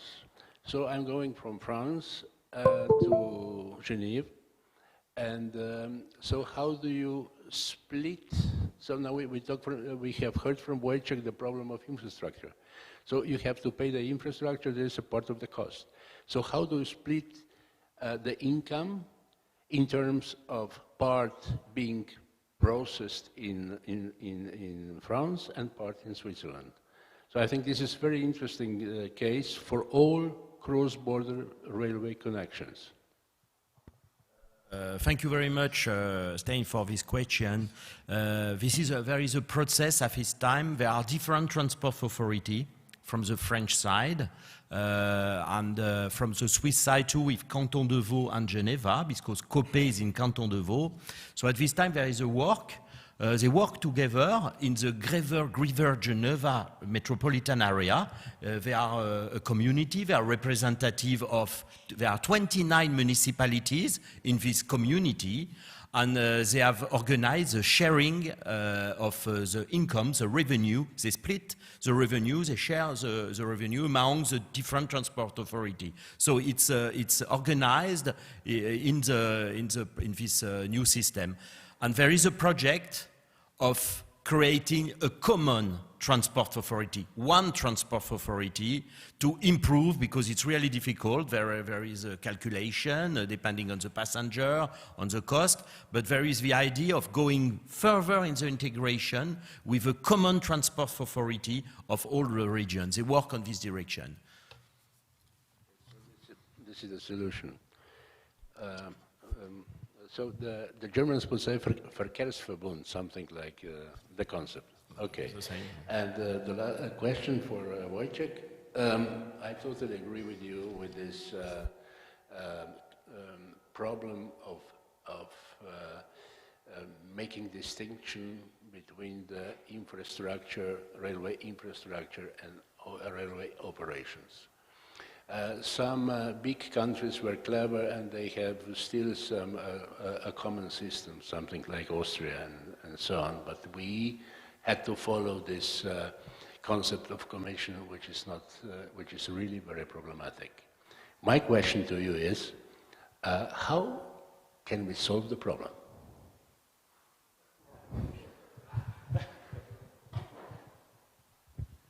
Thank you for this question.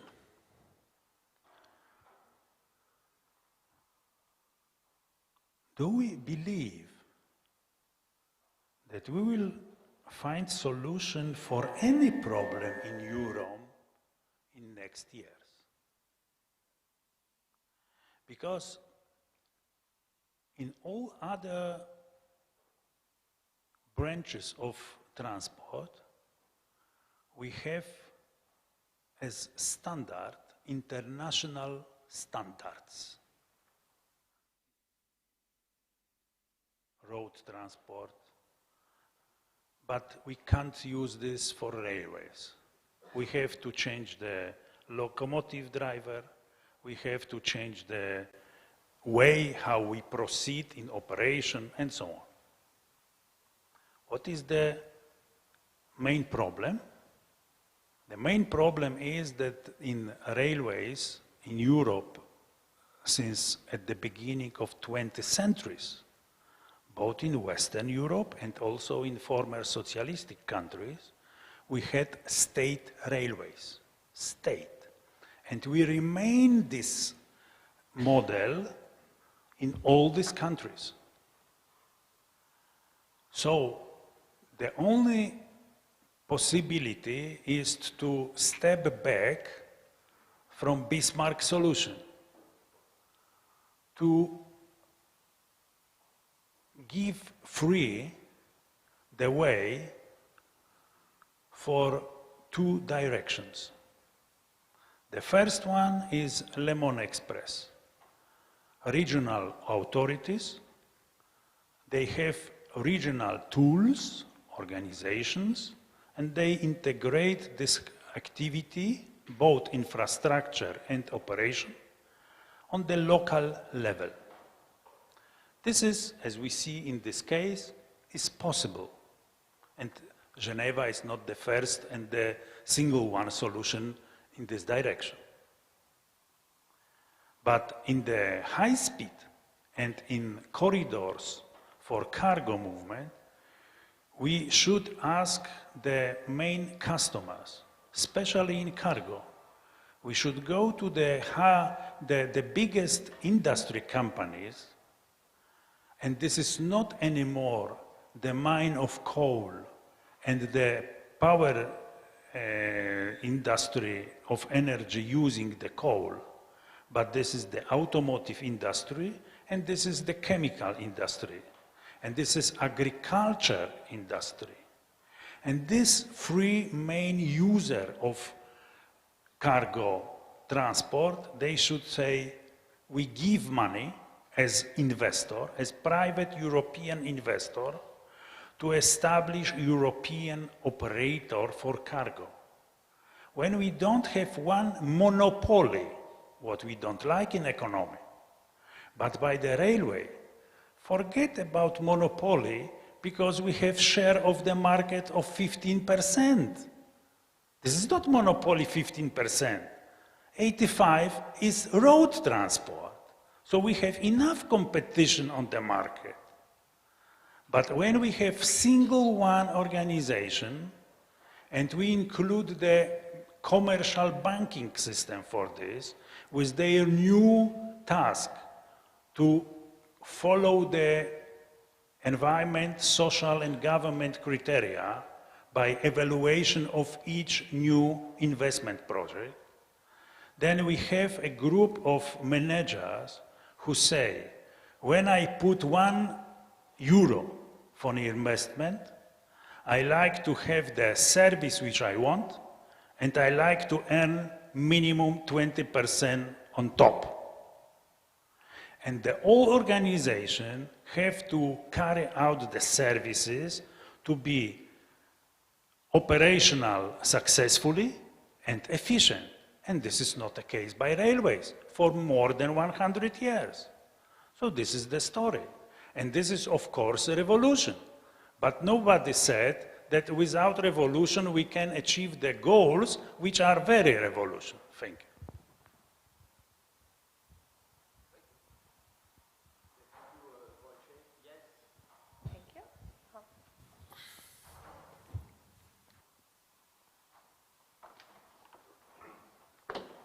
I don't know. I thought there were people before me asking or raising the hand. Okay.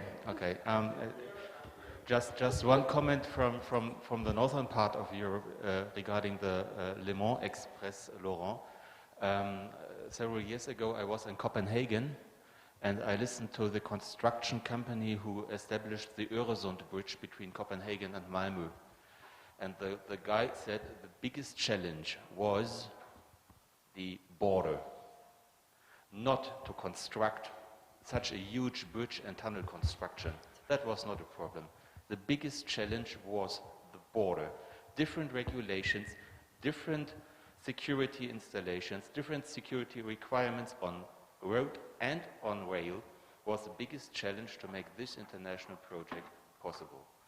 So, that is just one amendment. And another recommendation or question to Katja. You said, where is she? There. That the user can add some obstacles in the app so that a way is not passable any longer.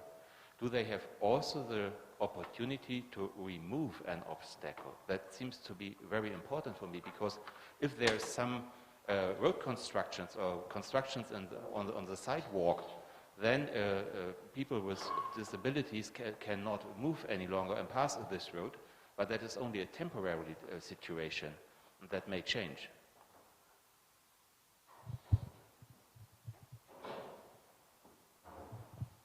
Thank you for your question. It's a really good observation, and I will take it as a suggestion, because actually we don't have that in the app at the moment.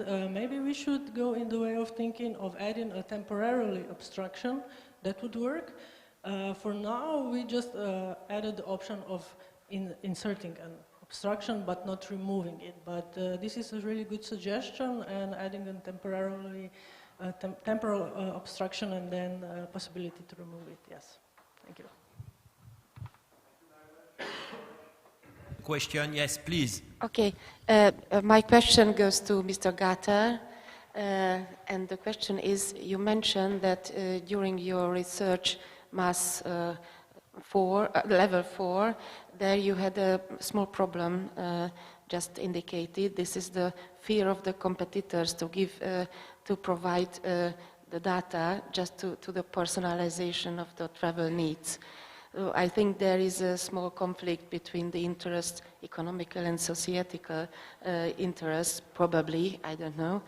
But how do you see to solve this problem, to get these shared data to improve this personalization process? Yes, well, thank you very much for this question. In many cases, mass applications is just a business model. So companies want to make money and they want to get information. And well, this is a bit rough, but this is the one side where you see well, there is no transport political interest in it apart from making money. And we know those examples that cities are flooded with bicycles or things like that. And on the other hand, we can see that mass is a chance to improve the transport system in general. And what I showed the example of Karlsruhe, for example. So if we find operators for these mass platforms who are reliable, this should be possible. But if it's privatized, we always will have the problem concerning what happens with my data. And many transport operators, of course, are afraid of the booking commonization of the transport system, that you can book all sorts of travel services only via this platform. And then you lose the contact to the client and you have to pay for them, and if you don't collaborate with them, you will be expelled in all these problems. Therefore, I think we need a public solution for that. And this is what I meant with my last slide, and policy has not really regarded or recognized this problem, and that we really should have a strong state in this sense, not leave it to the market. Okay, thank you very much, Matthias. Yes, there is 1 and 2 questions. We have 3-4 minutes. We are still on time. Thank you to all of you. Yes, please, and then after. Okay, here and here. Okay. Yes. 2 questions. Thank you. My question goes to Martin. About car sharing, we all of us know that sometimes cars is also a question of pleasure. For many people, car still is some kind of sign of success, of social success, and many people still like good cars with big engines. So I would like to ask to Martin how he think he could deal with this social aspect of the car regarding car sharing. Okay, thank you for the question. Is Martin, I think you Martin Kagerbauer, huh? It's okay, it's still there or maybe not anymore? You asked a question, but it's still going away. So it's a question, maybe you can send an email and maybe you get the answer. So please, thank you. Proceed. Yeah, I have a question regarding the Le Mans Express, so it's a question for you. Did you also have a look at the demand side? So which effect did the Le Mans Express have on travel behavior? And furthermore, could a modal shift be observed, maybe? Yes, thank you. Very important question. It's really starting, it's really new. And it was at the beginning disturbed by the COVID, the pandemic. So in Switzerland, they apply very strong law on teleworking, so working at home. So the passenger fall down, the number of passengers fall down. So impossible to make inquiry and interview on the passenger. The same of the French side. So now we consider that it's stabilized. So it's too early to have idea on the shift, on the modal shift from car. What we know, it's the number of passengers. One of the maximum in February it was 45,000 passengers a day. The objective of the Lemanis company, Switzerland and French SNCF, 60%, 40%, it's 50,000 passengers. So they are happy of the result. But it takes time. It's really new. It's why I wanted to present to you this case study. So, but it's planned an evaluation. Yeah. Thank you. Maybe a last question. I will use the 1 minute opportunity, Tomislav is looking at me, for you just on the Czech railway system, because as I said, I'm presenting the Prague-Ostrava, it's open access, it's implementation of the guideline of the European Union, free rail companies, if I am right, operating. What the passenger, the Czech citizen, they like this system? Is it successful for the Swiss citizen, for the passenger? What is your evaluation on this case study of open access, Prague-Ostrava, free companies? I would say that it's not that successful as you think, because when you travel between Prague and Ostrava, maybe only 1 of 10 cases you will get there on time. In that 900 cases, you will have delay something about 15, 20 minutes. So it's the same for all the 3 transporters. You have more passenger, I think. More people are traveling than with the former one company of the Czech railway. Yes, we do have more passengers, because it's still, popularity is still growing, but it's not inadequate. It's still too low. It's too bad. Thank you very much. Merci. Thank you. So we move now to the next session. Okay. Hello. So Mrs. Aleka Mauko from Slovenia, you are presenting now the solving the mobility challenge facing our cities. Thank you very much.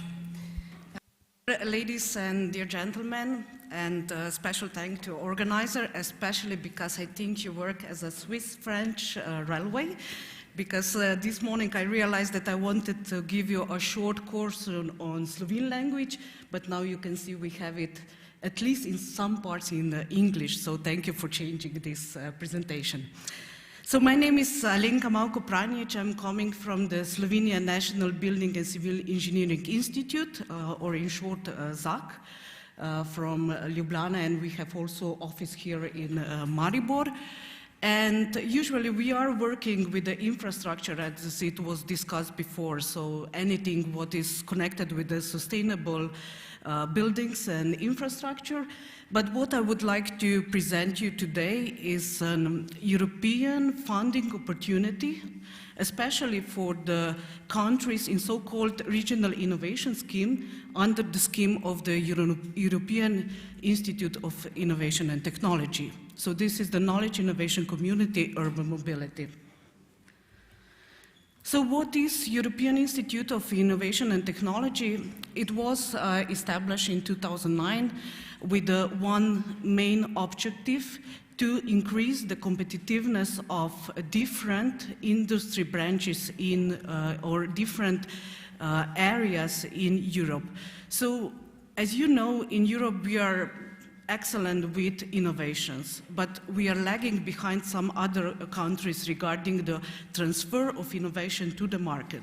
So this was the main objective why EIT was established, so to really increase this transfer from the laboratories, from the startups to the market, and to help to support also entrepreneurs or researchers or cities or different so-called stakeholders in the knowledge triangle, also university students, to bring their innovations quickly to the market. So you probably heard for some of the early so-called knowledge innovation communities, like for example AET Climate or AET Digital, AET Food, and then we had in the second generation AET Raw Materials. This is also ZAK partner, a core partner of this community. and 80 health and food. And in 2019, 2 new communities were established, and that was 80 manufacturing and 80 urban mobility. And again, one of the, I think until now also the only partner in this new community as a network partner, and also a partner who is actually implementing a project, was the University of Maribor, yes? We had last year a conference when this project was also presented. So a little bit about what is so-called RIS, or Regional Innovation Scheme. So it's dedicated to countries which have lower innovation potential, and these are mostly let's say Eastern, South European countries, and also some part of Southwest countries. So for what the AT on the whole level, so all the communities are aiming at, is to really increase competitiveness and also in the innovation in these countries. So they are dedicating a special budget, special programs for such countries to really increase the innovativeness and the transfer to the market. And Slovenia is one of these countries, and that's why also in each of the knowledge innovation communities, so-called hubs are established. And I'm coming to the introduction part, so Zak is leading the Slovenian hub for AT Urban Mobility. AT Urban Mobility was established in January 2019. It includes so far 85 organizations, so these are cities, different research institutions, industry, startups, universities, etc. The main objectives is the promoting positive change in the field of mobility, creating better living conditions in the urban environment, so not just connected with the mobility, but also how to design, how to build cities. And also, yes, there is a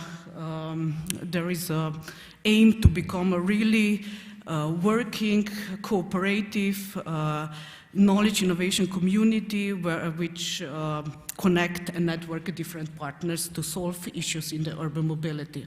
So these are the main 8 challenges with which the community is dealing. So how to lower the burdens on the urban networks inside the cities. So promotion of interdisciplinary talent, so it's not just about, so how to come together, for example, from my side, the civil engineers or material science, architecture, environmental specialists, transport specialists, so how to come together and solve issues. Then it's a topic about the environmental efficiency and safe transport, use of data, promoting competitiveness of the mobile industry, create framework for changing the mindset, changing the legislation, human behavior, sustainable urban growth, and urban management. I think these are all the topics that we are hearing today and yesterday on the conference. And we are solving this in different programs. So we have a city club, network of different cities across Europe, which are defining each year new challenges. We have so-called innovation program, so to transfer of the innovation to the market, which are more dedicated to the companies, to research institutions and universities. And then we have academy program, which is dedicated to the students, so pre and postgraduate students, and business creation, so especially for the startup to really support them in this so-called value of debt, crossing the TRL 5 to 7 to really come to the market when you already have investors. So just a short look to the partnership of the AT Urban Mobility. And this is the picture I was talking before, just recently published regarding the Regional Innovation Program. So besides Slovenia, we have in the neighborhood, just this year, Croatia joined, we have Serbia is, for example, also for 2 years already having such a meeting point, and here in Slovenia, etc. So what is our goal as Urban Mobility Risk Hub Slovenia? We want to increase the visibility of the AT urban mobility community in Slovenia and also actively support innovation ecosystem in Slovenia. So we are going out and trying to meet you all who are working in the urban mobility, try to connect you, try to connect with the international network, and also bringing the information about the possible trainings, possible fundings. And at the same time, we are also doing some different types of activities, like currently we have this startup competition, Start It Up, which is for companies at the beginning of, or for the startups, so they are getting the best ideas, getting a small award, but also a mentorship for 2 months, and some visibility, connections. Then, for example, we are offering different workshops for entrepreneurship training, like intellectual rights and innovation management, bringing fundings, different types of information on fundings, how to write a good project proposal. And currently we have 2 activities on active mobility, which is happening here in Maribor. One is Come With Me to the Spa, the cycling challenge. We have different categories and winning awards for each categories. And then also at the same time, what we are trying to get some information on what the cycler is really, what the cycler is exposed during their cycler. So what is actually the particle matter concentration while you are cycling inside the urban environment or outside. So this is a small gadget which you can put on the bike. It was developed inside the KIK, the urban mobility, and I think it's also 3D printed, so unfortunately we didn't think about this, that maybe some activity could be that we all get to the bicycles and bicycle around Maribor and try to compete who gets the less of particle matter, so that would be interesting. Thought for the next organization conference. And then we also have this active mobility awareness raising for families, like treasure hunt for the families. Soon we will have a winter school. You are all invited to give talks, for example, for our students. So we try to get these different topics of environment, transport, and so on for students, so not just get the classical schooler education. And Cityton and hackathons. Last year we have an interesting hackathon for students working on active mobility in Maribor.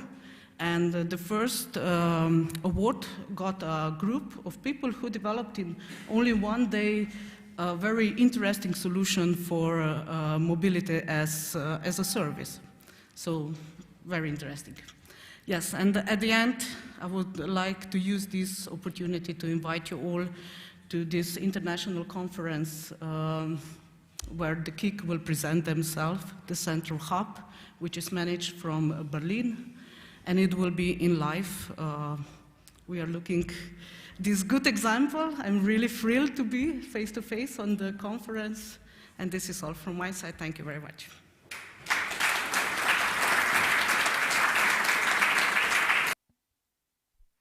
Thank you very much, Mrs. Pranjic, and your topic is really linked with the topic of our session on innovation, so really interesting, and good idea, conference in life again. Okay, thank you very much, we are on time, so now it's time for coffee break, so enjoy the very nice coffee break here at the University of Maribor. Yes, and we start again 11:15, 11:15 in the room here again.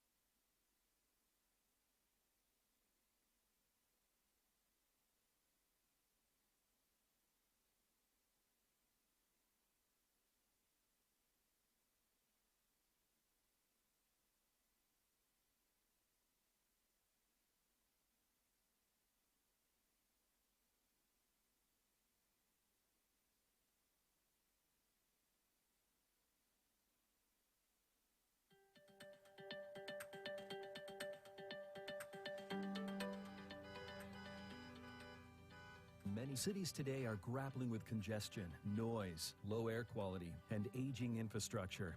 Despite wider mobility options and advanced analytics, the fact remains that getting from point A to point B still spells stress for many of us. Imagine a world where commuting is easy, productive, seamless, and stress-free. You could use a shared car, a bus, a bike, or even walk part of the way. Better yet, what if you could use any or all of these modes to get home from work? Mobility advisors could help you evaluate and select a seamless transportation experience for your daily commute. They could take into consideration your preferences, traffic data, and other circumstances to arrive at the most convenient and cost-effective route. New infrastructure, such as transit hubs, charging bases, and maintenance stations, would connect to existing roads and highways. Specialized fleet operators would be responsible for owning and maintaining shared autonomous vehicles. Imagine a world where your in-vehicle experience is secure and tailored to your personal preferences. To enable that world, we need both appropriate energy infrastructure and new digital platforms. Think about it. In the future, seamless and integrated transportation could help you.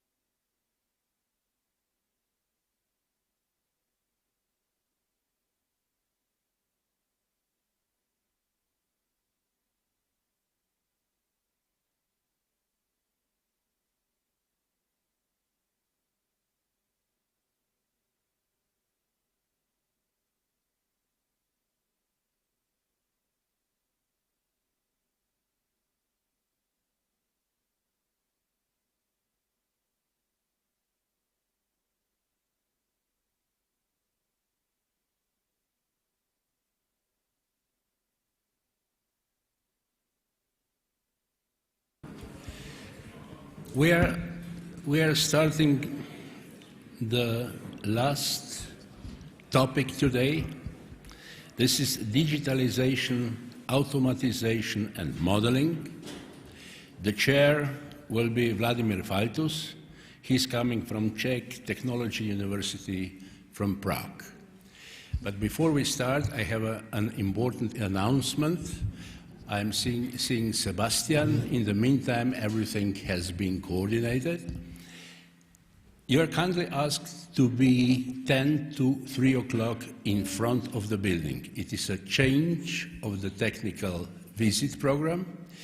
We are starting sharp at 15 hours. I'm not lying, sharp, because the problem is that we have a guided tour through Maribor. The guide will be waiting in front of the building, and we will be guided on the way to the oldest wine in the world. There is a program, they will give us some wine for testing, I hope, and the buses are waiting there. So, and with the buses, we are going to continue to the countryside and to see if they still have some wine or something for us available. So you are kindly invited. Please, we start sharp at 15 hours from in front of the building. So please be on time. If possible, 10 minutes to 3. Thank you very much. Okay, thank you. Let me start the last session of this conference. The topic is digitalization, automatization, and modeling issue. We follow the previous topics. As you will see, we have 9 topics, 9 articles, 9 papers presented. 3 of them are online and 6 of them are here. And as you will see, we continue with the previous topics as a policy. As you will see, some orientation to demand and demand-oriented policy. Then also we will speak about fuels, especially related to pollutions in some articles here. And we also continue with innovations topic because automation, digitalization, and so these topics are related to smart technologies and future for the traffic systems. We have many of the articles are from the central region of Europe. You will see here 3 of my colleagues from Prague. You will see also 3 colleagues from the German-speaking countries, like 2 of Austria and 1 from Germany. And you will also see 2 papers of Hungary, so we're not so far from here. But one of the articles is very far. It's from Anatolia district near close Asia, and so related to some road infrastructure. The topics are selected as we start with something general about use cases of these digitalized systems. Then we speak about, or we have 3 articles about public transport, including models, including digitalization and including automation. And then we focus on different kind of traffic. 1 paper of road traffic, 1 paper of rail traffic, 1 paper of maritime traffic, and 1 paper of air traffic. So all the standard modes will be presented. And we conclude with also mass system as a conclusion of all the modes together. So let me introduce the first speaker, Mr. Elmar First from Vienna University of Economics and Business, to start speaking about the use cases of digitalization in public transport. The floor is yours. Dear friends, colleagues, and ladies and gentlemen, thank you for having us here today. As you may know, many of you will know, one of my main research topics is sustainability. And sustainability has also a social pillar. And this social pillar, as Katja has shown us before, includes also the 15% of the population who, in different kinds, has some sort of disability. And that is why we want to address the topic of digitalization in this way. So here's the structure of our talk today. Digitalization has, and I think you will agree, changed the entire process of transport. So if you go on a trip, the process is completely different as we are used to it because of different things related to digitalization. And this affects the entire process, starting in the pre-trip phase, continuing in the on-trip phase, and even in the post-trip phase. And we see that man-machine interaction is gradually replacing the personal encounter between passengers and staff. And therefore, we see that these developments will continue.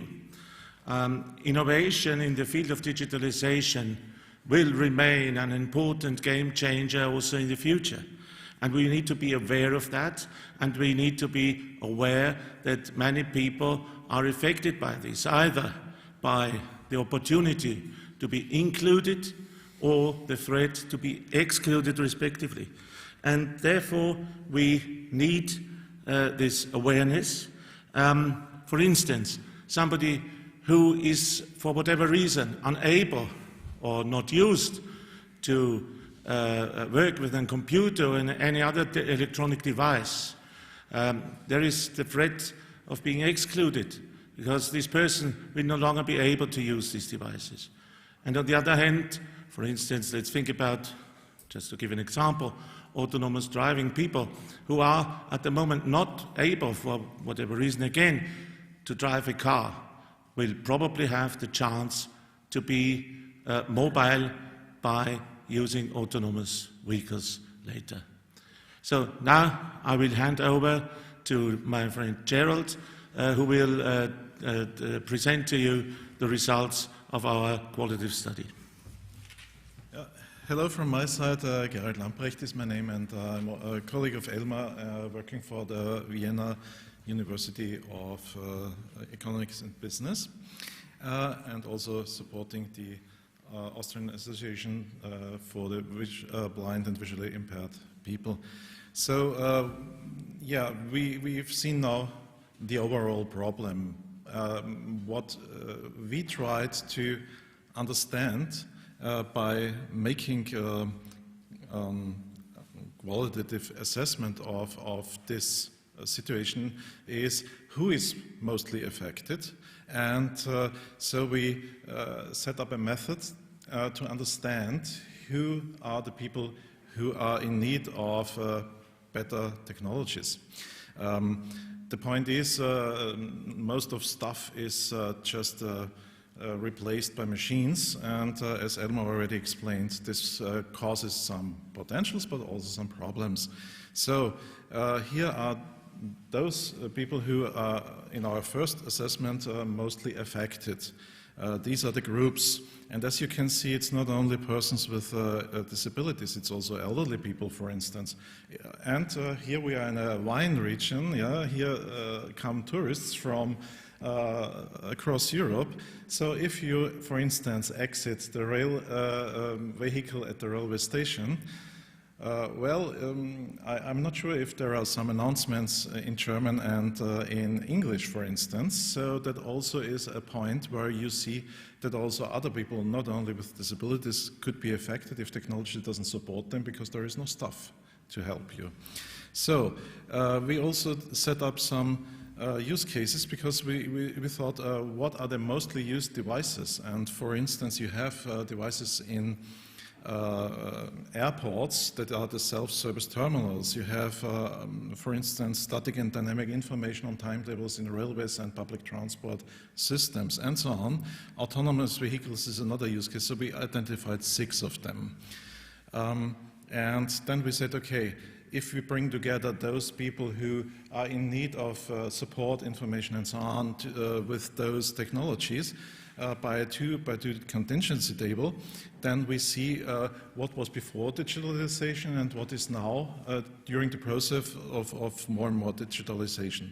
Then we split it into compliancy and non-compliancy.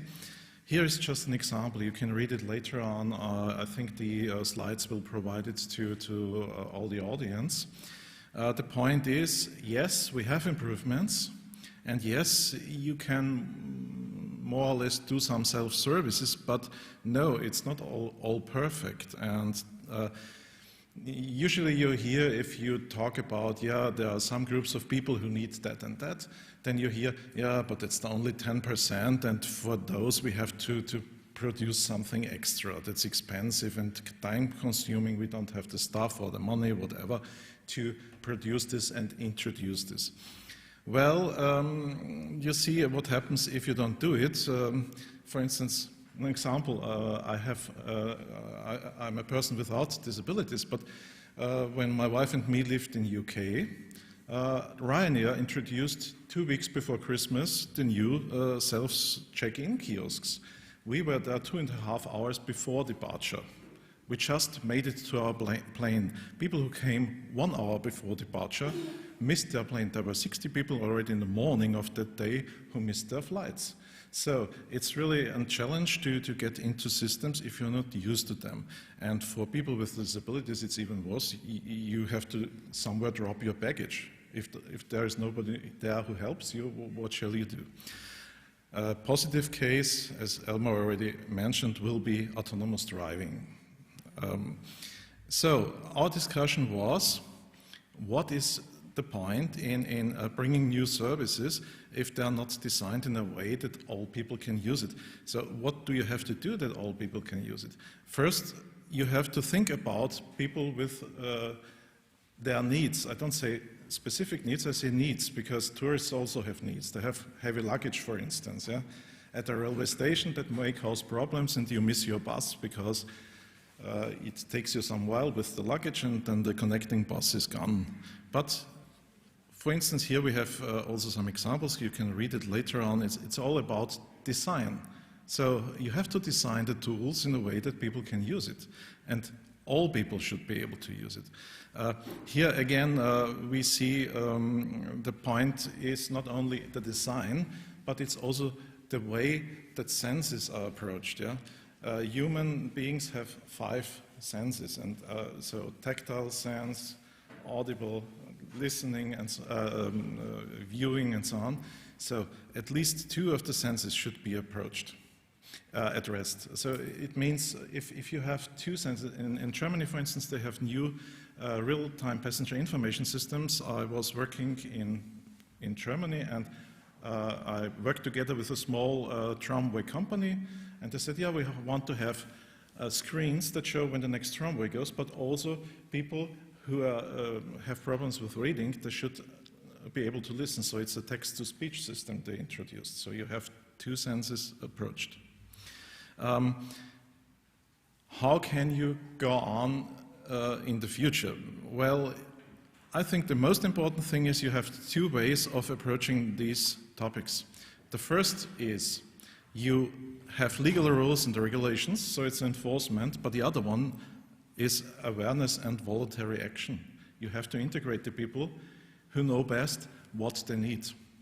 And so if you do some technical planning, you do it usually on basis of something which is there, but then you develop it further.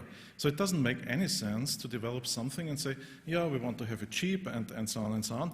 Then you introduce it and half of the people cannot use it. And then under a running system, you have to change it so everything collapses. Or you add some additional tool and say, I specifically created it, but with the next update, whoop, it is gone. So it makes sense if you have a solution really designed from the beginning, thinking about all necessities. And therefore, our recommendations are, think about people, think about your users, integrate all of them, and do it in a constant process. So you have people with disabilities, you have old people, you have people with other needs.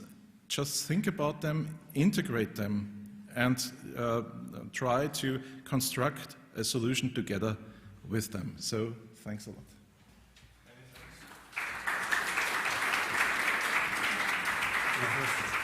So thank you for this special twice presented paper. I think, please, many of you may have some recommendations and some comments. Please save these comments to the end of the session. And now I will invite the second speaker, is André Pereira from Czech Technical University, and he will introduce you some demand-oriented models, population generator. The floor is yours. Thank you. Hello everyone, my name is André Pereira and I'm going to present you synthetic population generation for activity-based travel demand models. So the motivation of this research was the project Smart City, Smart Region, Smart Community. In this project we try to make an analysis of the activities of the trips between the people and also analyze the travel behavior. So what would it be if we change if the travel behavior of the people change, what would be the impacts on the region? So at the first step, we were collecting some surveys regarding the potential limitations of car sharing and ride sharing, and after that, and also including some reasons why people use individual cars.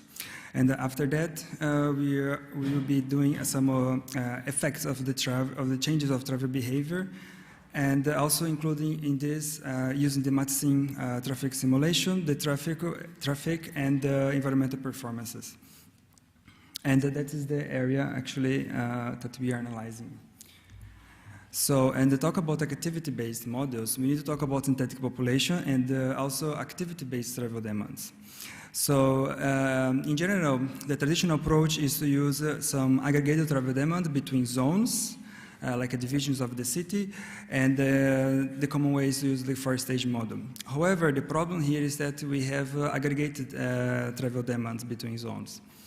And then if we use new approaches in which we can get the activities of the people and using, for example, social demographics to analyze this dynamics of activity patterns of people, we can, for example, create a synthetic population that mimics, for example, you have different people with different characteristics, but at the very end they follow some aggregated level.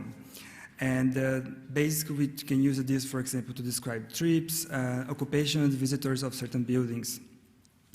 And these activity-based models, they're very useful because they have the trips between specific locations, specific facility locations, or like buildings and residential areas. And you have the trip chains that they are according to the day. So you have where people live, where they work, and where they have other secondary activities like leisure, for example. And yes, they're very useful, for example, as input for traffic simulations, but also for calculation of several measures. For example, if you wanted to estimate, for example, the emissions of certain area. So our methodology basically used the EquaSim framework, which is also developed by the Mathsim team. And it's based on the SIM package code in Python. And we use the source code file for the São Paulo scenario as a reference. So basically, we looked how it works, and we tried to adapt it to the case of USNAD Lab in the Czech Republic. And we can see the four types of data. Actually three, because travel service together. And we try to combine this information. So, and in this methodology, basically, you have like the pipeline that connects different algorithms, and the output of one algorithm inputs the subsequent algorithms that are connected. And here is very important to remember because every input data is different. So every census is different, every travel service is different. So we always need to adapt the framework. So our process basically was first we were like loaded some zoning data. So what are the zones that are different in the cities, and in this case actually we had to use a tree because the travel survey, the census, we used two travel surveys. So each of them they had a different. We were using a different zoning actually. So then we ordered the whole census data, just filtered the people around the area because the census for the whole country. And then we cleaned and updated the raw census data. In this process, we did something called a demographic transition, in which, because the census was from 2011 and the travel surveys were from 2016, so we basically tried to estimate how it would be the census in the year of 2016. After that, we also loaded the household travel survey data, the two of them. And after that, we tried to basically filter it, so remove the trips that didn't make sense, and so on. And then that's the most important part. Here is the number 6, which is to merge the census data with the travel surveys. So basically you get every person in the census, and we try to get the travel behavior from the travel surveys. And yeah, that's like quite complex for explaining right now. So. Okay, after that, we loaded the facility building data. In this case, unfortunately, we didn't have like good data for like educational. So it was very good for like in buildings in general.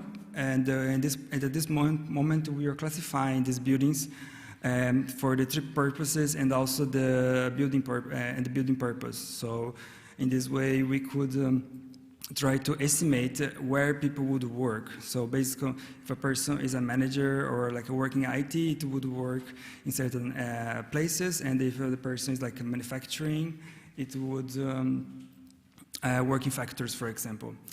And then we assign a floating classified as a trip. Okay, that's already there. So, and then we define roam locations randomly. After that, the primary location either is a work or studying place. And the primary locations are defined based on the distance that the people reported in their travel survey. So we just match the one that is most likely.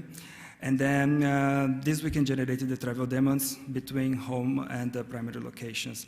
And it's based on these characteristics of the buildings in certain areas. And the final step is to generate the secondary locations, which follows the same idea of the primary locations, but then the secondary locations, for example, leisure or like doing some errands, at this moment you use the distance distributions and also modal distributions for each of them. So the key contributions here, as I said, it was this demographic transition. It was using natality, mortality rates. So basically the probability of certain people would either born or die and at every year. And also the residential mobility. So because the data include the age, gender, and where people move from one region, from one municipality to another. And something different as well was the support for true household travel surveys, which was quite challenging to use them together, but the national one was quite complicated because there is not that much records. And also, something we did was this configuration of trips going outside and inside of the catchment area. So on the next slide, you see this, that was very important. And yeah, that's already explained. Randomly, we assigned home locations in residential buildings. That was something that we did differently. And also, the locations are classified as education, but that's something for I'm going to talk about later. And also, for work is the same idea, but we just select places that they would work as work locations. So the resulting model, we have the OD pairs. Most of the educational trips in green, they are coming from different places and concentrate in the town of Usnadlabin because that's where most of the educational facilities are located. And for the working trips are mostly around the main motorways, main areas. And on the right-hand side, you will see the frequency of the travel distances, and you see some sharp increases between the biggest main cities of the area, and including, for example, in Prague, the capital. So our conclusions is that efficient policies can be analyzed by bottom-up, for example, and the assignment of a primary and secondary location, they still need to consider, for example, the number of work positions, student seats, or visitor capacities. So you don't put so many people working at a certain place. And transit traffic, it was not considered, although we could manage to see how many people would go and leave the city, but not going through the city. And a good idea it would be to filter education locations by age groups. However, we need to get some data set that would classify what type of a school we have. And maybe if I can, yeah, no, I don't have time. So that's also the speed, the way we did the gates. It was through shortest path, but it was not a good idea. It's good to include average speed. And that's it. Thank you. Thank you for filling the time and for interesting article.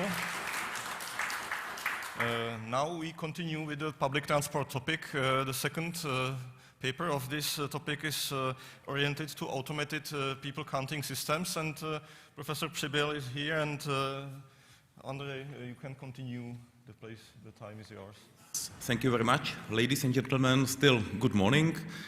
My name is Ondřej Přibyl, and together with a colleague from our department and one colleague from Rail Research Institute in Warsaw, we were looking at the topic of automated people counting systems.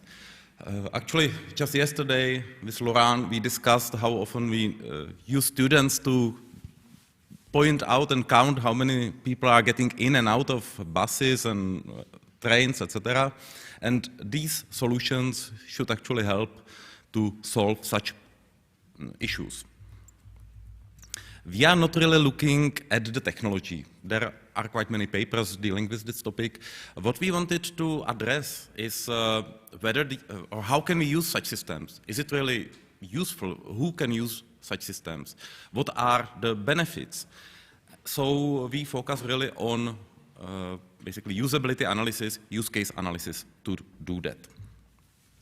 We followed quite common methodology that uses unified modeling language. It's based on use cases or scenarios, and around that you can have this 4+1 view.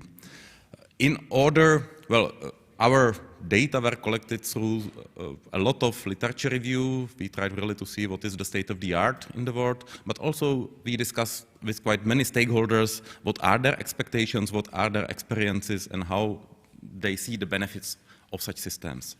To make it more interesting, because not all use cases are on the same level, we also use different classification of the use cases.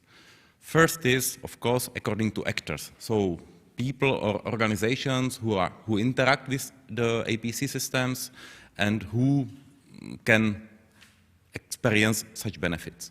Then we looked at the different control levels. I will explain what is it about.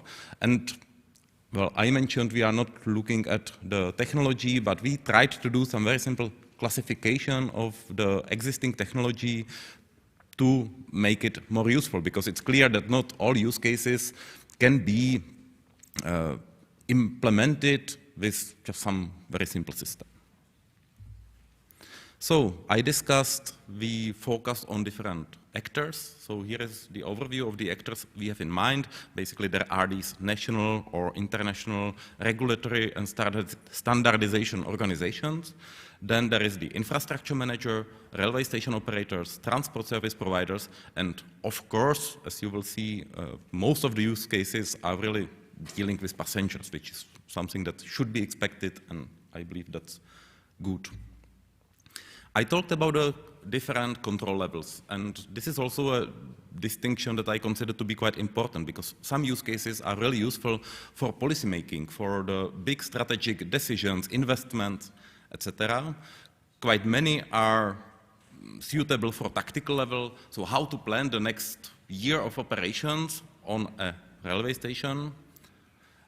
And the most use cases that we have identified were dealing with the operational level. So really day-to-day business, how to, I don't want to say in real time, but how can we address the current needs within the platform.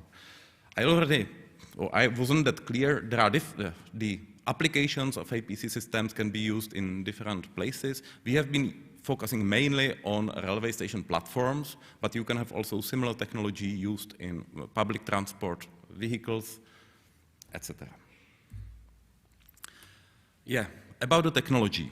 We really didn't want to get into details. First of all, the technology is changing, and to do some really fair assessment would be quite complex, but we try to categorize the technology into 3 very straightforward levels. The first one is the simplest one, that we basically just count people. So it's typically used within doors, that you see how many people are entering, how many people are leaving. The second level is somewhat more complicated, and it includes also object classification. So you have information about bicycles, you have information about some big luggage, you can see whether there are any passengers in wheelchairs, etc. And the third level, it's even more complicated and really all kind of nowadays on the border of technical implementation possibilities, where you also have information about passenger movement. So you really see where the people were moving on the platform. You can create certain queues or queue maps, heat maps, etc. So this is quite an image full of information. So don't worry, I will not really try to discuss in all details everything. I hope you will see the paper. But what we were trying to do here is to categorize the use cases according to the criteria we were discussing. Now we are looking only on the use cases dealing with operational level. On the bottom you can see the classification according to the technological level. So on the left side is the level 1, so the simplest technology. On the right-hand side you see the technology level 3. And also with the nice colorful spots, dots, we tried to identify the different actors that actually have some use of these use cases. And only, it's pretty clear, all those operational use cases are really for the lower, on the picture, lower level of actors presented. So almost every time you see the passengers, transport service provider, and railway station manager. When we move towards the tactical level, we will see more of the national agencies and infrastructure managers. Yeah, in the paper you really can see all the different use cases described, but for example here some of the use cases is this warning and emergency management system. So only with the simple level of technology we can count and know how many people are in the building, we can know whether there are any families, we can know whether there are any people with disabilities.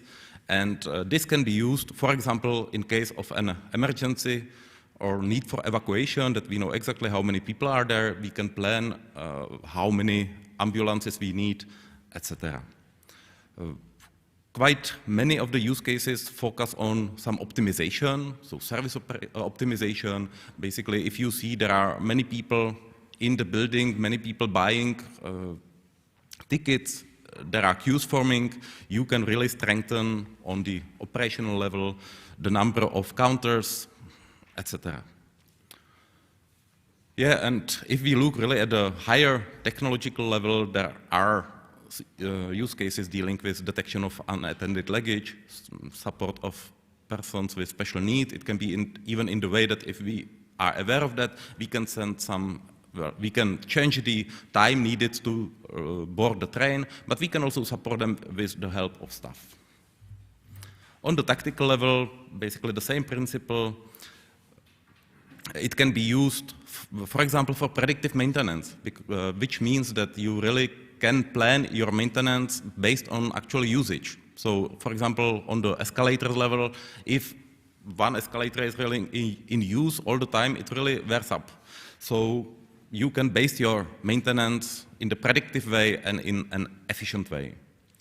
You can have some scenarios for mass events, of course optimization of processes.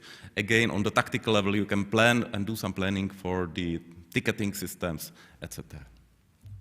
And on the strategic level, there were not that many use cases identified, but they are also quite important. Of course, the clear ones are dealing with the modeling, some statistics, and really planning in the long term.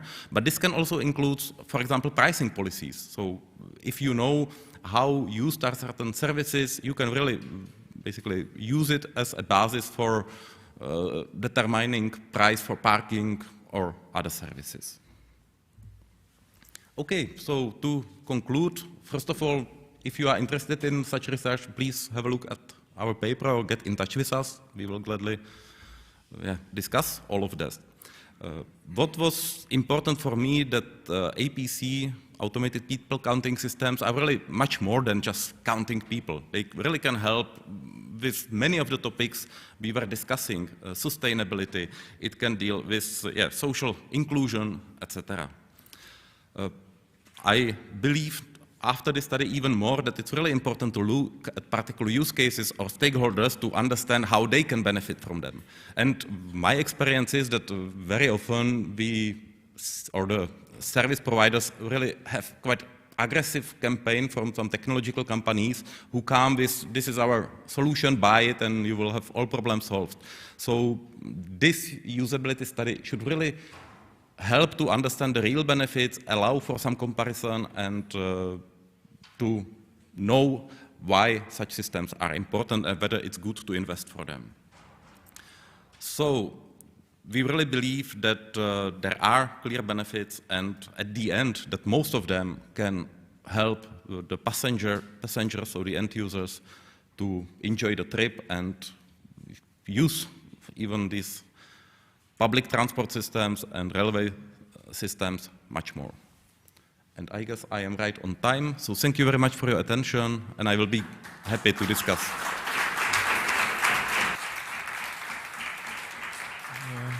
Thank you, Ondřej, for your complex article, complex presentation. And now we continue with the issues of public transport, especially for the smaller cities, and how automation can help.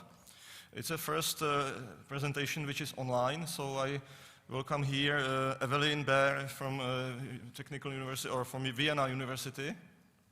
Can we hear us? Can we see us? I see you. Perfect. Yes, I can hear you. Thank you. I think it's right. So the floor is yours. Welcome. Right, thank you. Good morning. My name is Evelyn Baer, and I'm a doctoral student and research assistant at the Institute of Transport and Logistics Management at WU Wien. The title of my presentation today is Solving the Public Transport Dilemma of Smaller or Second-Tier Cities Through Automation. Let me start with an introduction into the topic and the area of research. Public transport plays a key role in decarbonizing urban mobility. The key driver here is the modal shift, and we are directly referring to get people out of the car and into public transport. Fully automated metros can increase the attractiveness and sustainability of a city. Nowadays, or in 2018, 25% already of global metro systems had at least one fully automated line, and as we speak, the share is rising. Usually, though, automated metro, or in general metro systems, are associated with big cities, also where you can find the majority of automated lines. The gap here is clear. There's a lack of understanding of the potential opportunity of automated metro systems for smaller or second-tier cities. Hence, the aim of this paper is to provide a comparative analysis of European metro systems to spark research debate and facilitate discourse between all stakeholders. This paper, hence, aims to answer two main research questions. First, what are the key factors that affect urban rail infrastructure projects in smaller cities? And second, what are the opportunities and challenges of automated metro lines for second-tier city urban areas? Let's have a look at the literature review we've done for this paper. We looked at prior research to explore the themes and factors, and as you can see, there are a couple of overarching themes that showed up throughout the literature review. Themes around efficiency, safety, operations, costs, and savings, for example, came up through the entire literature review process. Based on this research, we were able to identify 3 factors that define automation in metro systems. Factor number 1, flexibility. And by that, we mean flexibility in design, in investment costs, and operational costs. Factor 2, sustainability. And in this paper, sustainability stands for an available, reliable, and safe metro system to enable better modal shift for an ultimately more sustainable public transport offering in a city. And factor 3, quality of life. This factor includes various aspects like 24/7 operation, real-time adaptation of trains and frequencies, and additional services like Wi-Fi or real-time route planning for its users. Next, I would like to provide an overview of the method we used in this paper. We decided to go with a qualitative research approach that included the literature review of more than 30 academic articles and industry reports.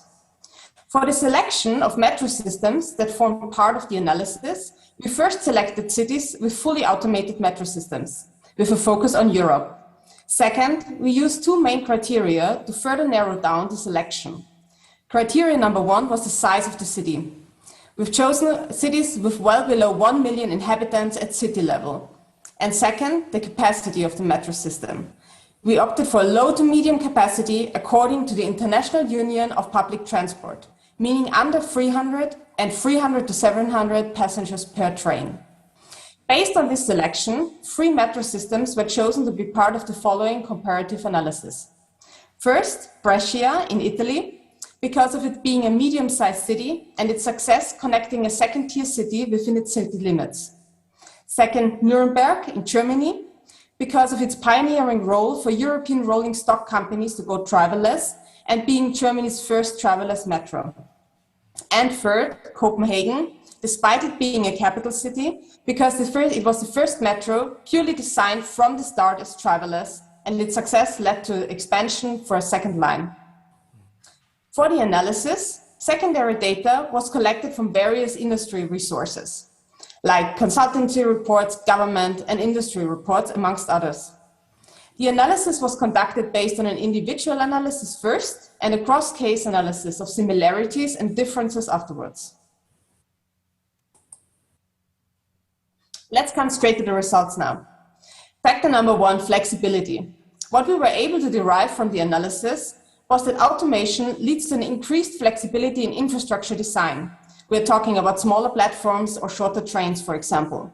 It leads to a higher flexibility in infrastructure spending, shorter trains to start with, however, also reduced operational expenditures, and specifically a reduced energy consumption, for example, through the automatic adjustment of speed of the trains. What we were able to see is also there were similarities across all the different metro systems we analyzed. However, we had an outlier with the metro system in Nuremberg, and this is basically because Nuremberg was first a conventional metro system that has been converted, or one line has been converted to a fully automated driverless system. Factor 2, sustainability. The analysis of the sustainability in automated metro systems showed that automation leads to higher reliability numbers across all metro systems analyzed.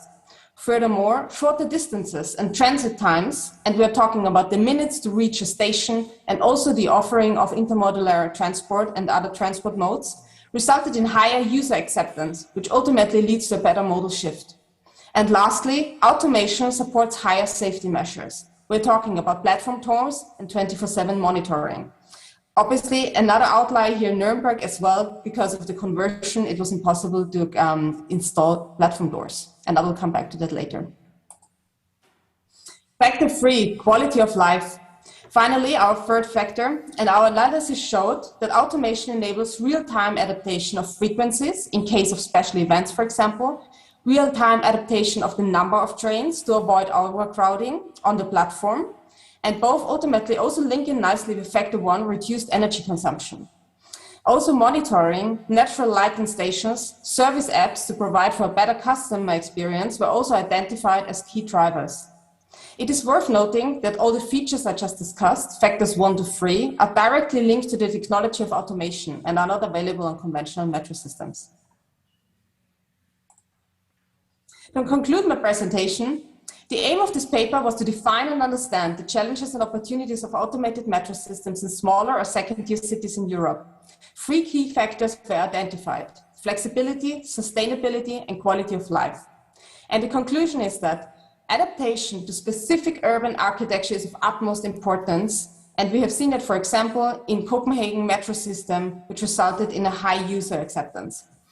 Automation also helps to better project operational expenditures, a key factor and driver, especially for smaller cities with limited budgets compared to capital or bigger cities. And finally, to enable the system to be a success for its users, operators and owners, intermodularity and the integration with other transport modes is key. Lastly, I would like to point out some limitations with paper. There is obviously future research needed, especially with a focus on the impact of conversions from conventional to automated systems. Thank you very much for your attention. And as my last speaker said as well, if this is of interest to you and you have something you would like to add to this, I'm happy to hear from you. You can find my email on the last slide. Thank you very much.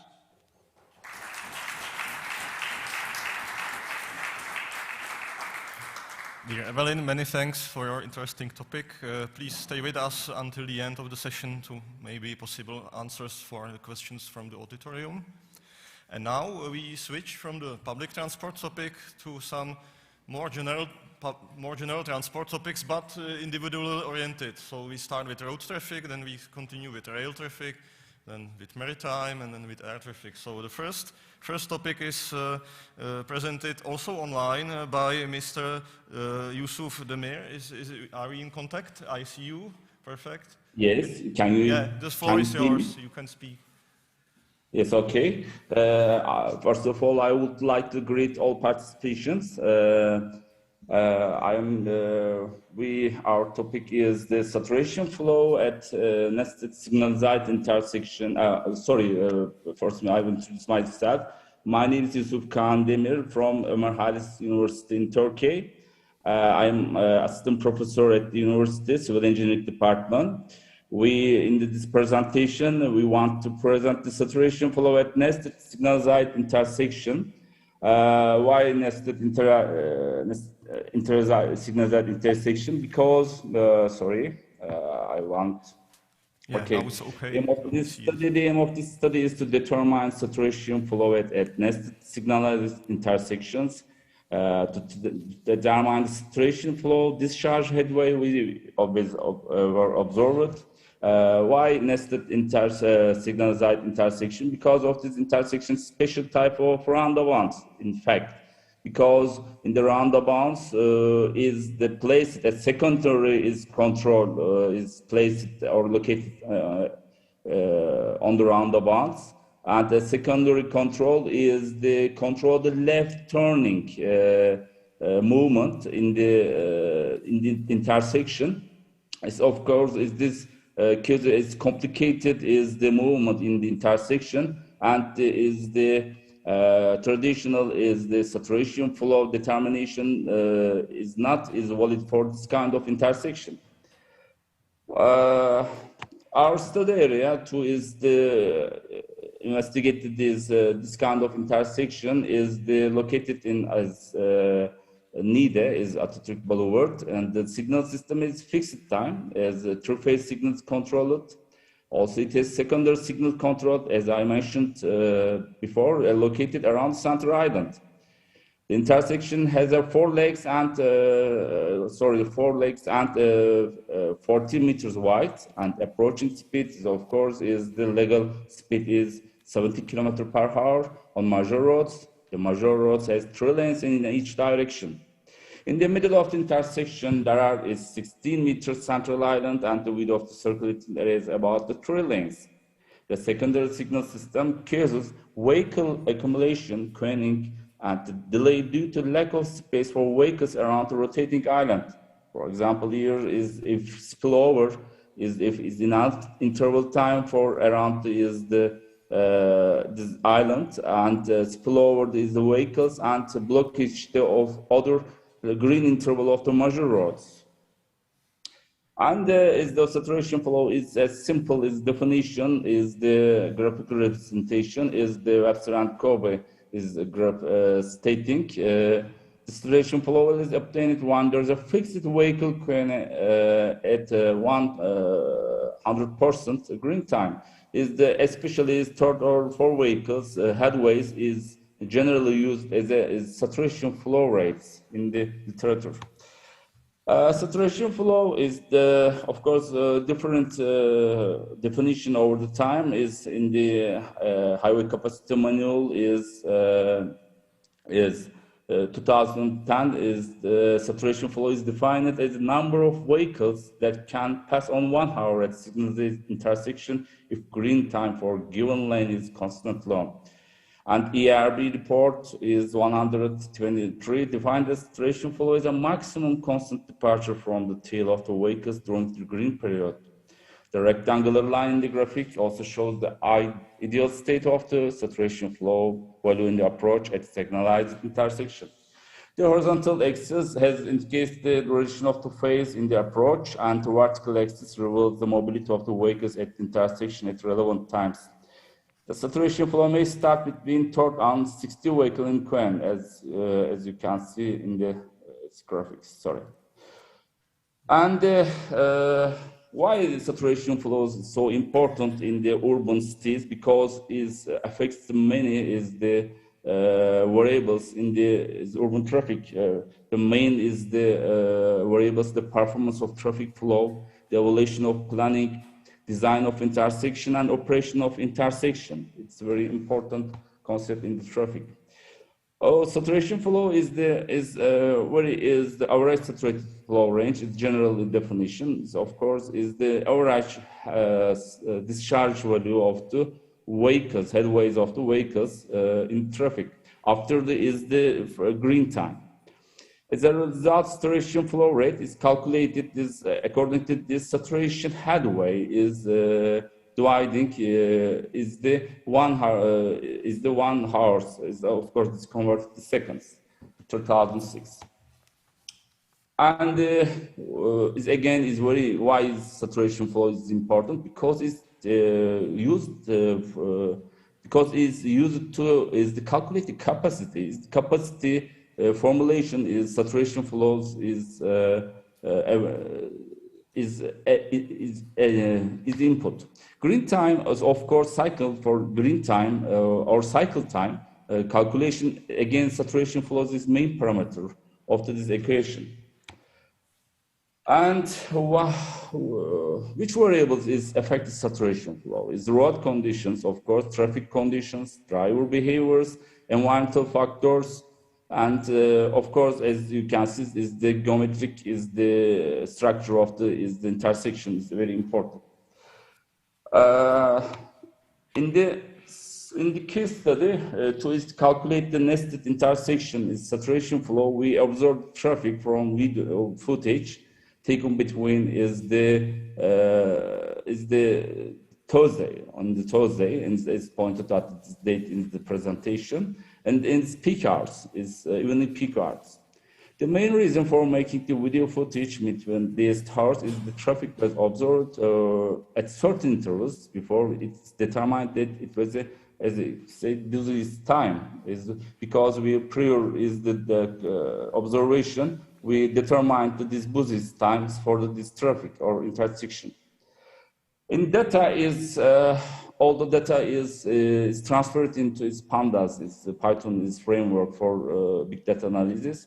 We surveyed and as you can call them, is the survey and lane and lane definition, and for each lane is we observed separately for the discharge headway. And the vehicle order is very important because is the vehicle order is main parameter of the saturation flow in many definitions, because 3 or 4 as the vehicles is headways is accepted as a saturation flow rate headway. Timestamp also is the assigned timestamp for each observation, and vehicle type is passenger car or is heavy vehicle. And of course, is the difference or is the difference between these timestamps, and we found is the saturation discharge headway between the vehicles. This is the table is a sample from the data frame is mixed because of that the vehicle order is mixed to show all the data variations. Analysis, probability distribution fitting, we use it as a statistical approaching to is the calculate the saturation headway, and we of course we after is the calculated for discharge headway for each vehicles. We use the fitted probability distribution, and we test the goodness of the first IKEA and Bayesian information criteria. We want to note that this is the Kolmogorov-Smirnov test. Here is generally is the applied to this kind of study, but this test is not invalid. For example, why? Because this distribution function is if the distribution function fitted from the sample data, you cannot test the same sample data for KS test, because we have a explanation in this reference is because this location and scale and shape parameter is fully described in theoretical distribution, and sample data should be used after this if you have a certain distribution in your hand. Because of this, we don't use the KS test in this study. We examine distribution gamma and log logistic, log normal, and exponential and gamma log logistic. We is the most used distribution in the traffic. And for each lane, we have the distribution function. In the left is lane is we have many as graphical probability density function and cumulative density functions, and some of this function is shape parameter is not suitable for these headways observations, and again in the right parameter and is the middle for the lanes is again we fitted the distributions and for the right lanes with another distributions for the probability fits in here, as you can dear see. Yusuf, can we end? The time is up, so can you conclude the topic?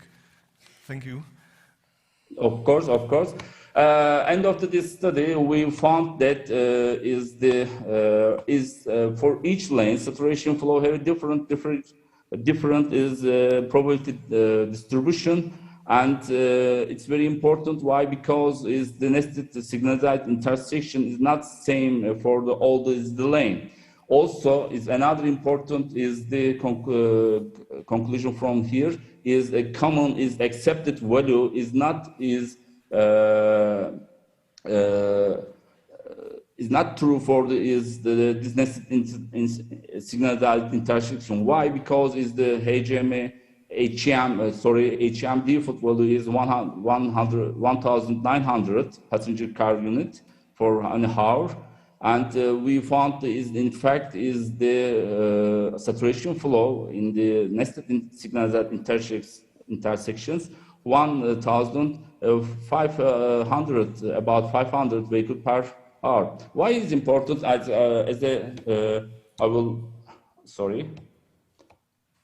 Conclusion, I will pass to this the result. Distribution of vehicle headway is necessary for simulate traffic for the comprehensive study. I can't be criteria or use it to select the most stable model, but it's not true for all the distribution because of sometimes is beta parameters or some parameters is not suitable for the represent the sample data, and we should look at the shape of the distribution visually, and when the saturation flow obtained from distribution model was entered into simulation program, you can see traffic flow performance values are low, and traffic performance value from the simulation program reflects the importance of choosing the right saturation flow value from the area, which points to the importance of the planning, design, and operation studies.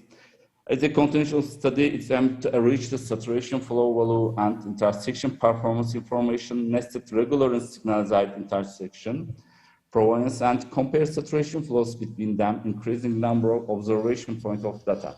Okay, thank you for patience. Thank you very much for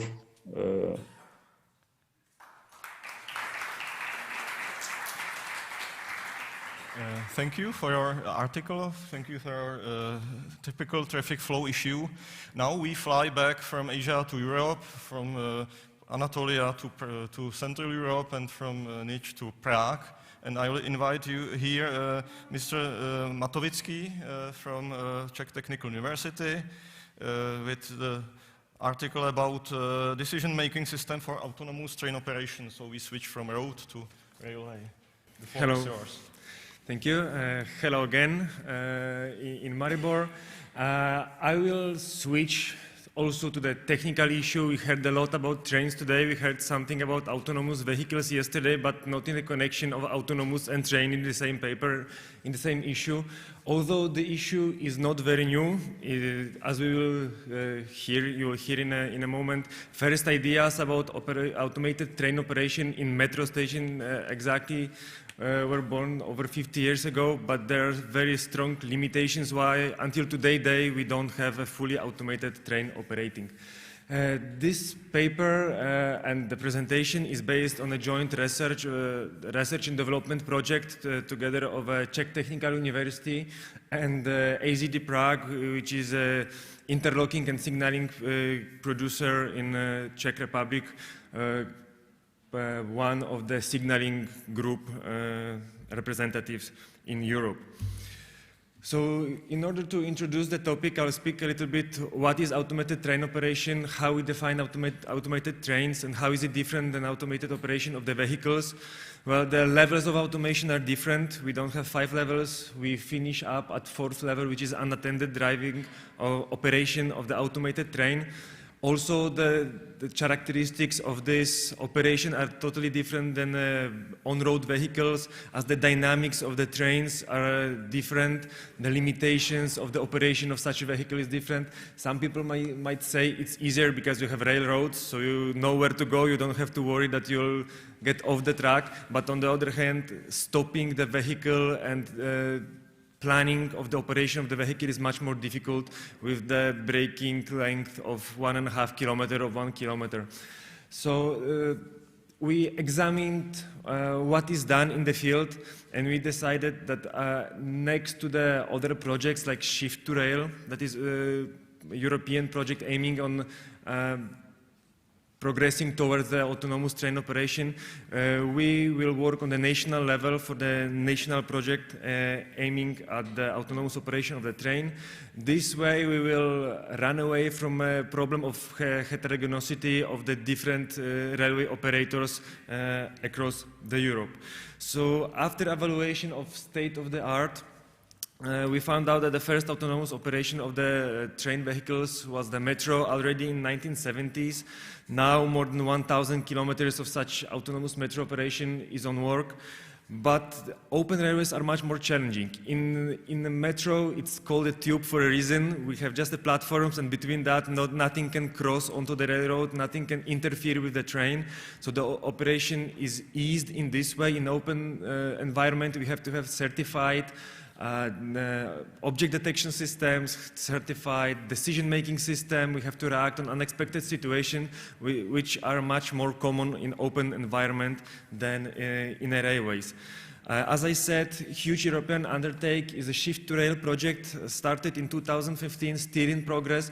But as it's often the case in huge consortium, when a lot of different partners and players are joining together their strengths and their position, there's many questions, many discussions and disagreements on how the things should be done, how it should proceed. That's why together with the Czech company we decided to create a proof of concept for a decision-making system for autonomous train operation.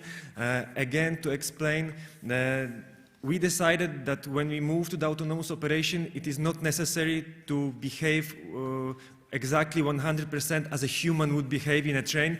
We can divide the obligations of the train driver to the different dynamic system that is taking care of dynamic operation of the train, so-called autonomous train operation system, and the decision-making system who is actually making safety decision whether the train can start operation, should stop operation, can continue in the operation, and what is the proper reaction of the whole rolling stock on the railroad. So what are the challenges and solutions? In an autonomic train control system, we try to replace driver and undertake driver tasks, but we eliminate the dynamic operation of the train, as I said. We must, though, reliably detect objects, especially persons and animals on rails. We have to find the cars on a railway crossing. We have to identify and be able to confirm that the train that is going in the opposite direction is on the railway next to us, not on our rail tracks. This was a huge undertaking, and actually our industry partner, AZD Prague, is now developing a system for the object detection that is based on the artificial intelligence in their part. We, as a research institute, we are focusing on the control system, safety control system. We deployed a survey trying to map the decision-making of the train drivers, trying to understand how they are making their decisions. We analyzed the legislation, current legislation in Czech Republic, what are the obligations and what are the rules for operating of the train as a regular train driver, and we try to map this in our decision-making system. Another big concern of ours was the standardization and certification of the system in the future, because as I said, we are working just on a proof of concept that this can be done and this is the way that it could be done. But one of our outputs, we hope, is also a recommendation for the certification, for the standardization of such systems in the future, because this is things still to be done in order to allow such a train on the railroads. In order to create a control system, we had to analyze different control strategies and different control systems. We focused mainly on an agent-based control system and in exact BDE agent model, which is based on the beliefs, desires, and intention of the system, which we believe maps in the best way what the driver actually does when operating the train on a railroad. I won't get into too much detail as it might be too technical and too specific, but we try to describe and explain everything in our paper again after the proceedings will be released. I encourage all of you to read it. I believe it's a nice reading. So the VEXA is actually the name of our project. It's derived from the Czech abbreviation of the Vlakový expertní systém pro autonomní vlak, so expert system for autonomous train operation. As you see, we believe it's in the heart of the old train that has to cooperate with the obstacle detector system, with the rules module, which is OR at the top, and the ATO, which is a set of the subsystems that is taking care of braking, of accelerating, of following the time schedule of the train, and etc. So what you will find actually in our paper, if you read it in detail, we defined the modules of the system itself and the divisions of the responsibilities within our system. These are the logic modules and the logic division of what should be done functionally, how it should be divided. We defined the minimum requirements of what subsystems our system should be cooperating with, which inputs we should have, and what output we should be able to produce in order to provide continuous and fluent operation of the train. We provide quite complex state-of-the-art review of what is done in the world and what remains to be done in order to certify and deploy such a trains. And the future steps that we are planning. The next steps are the deployment of the proof of concept next year, in the half of the next year in Czech Republic, on the small track site owned by AZD Prague, the company that is our industrial partner in the project, and then certifying the utility model of what we developed and what we believe might be a model for operating an autonomous train of the future. I think I'll stop now with 1 minute left to save it for the questions if you'll have any at the end for me or other authors. So thank you for your attention today.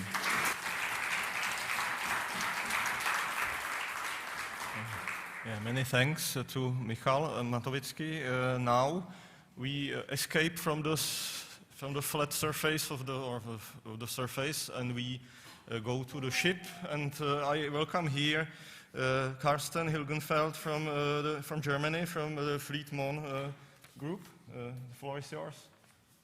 Thank you very much. Thank you for the invitation and the very nice conference. And special thanks to Sebastian for your effort for the EPTS and everything that we have this nice event.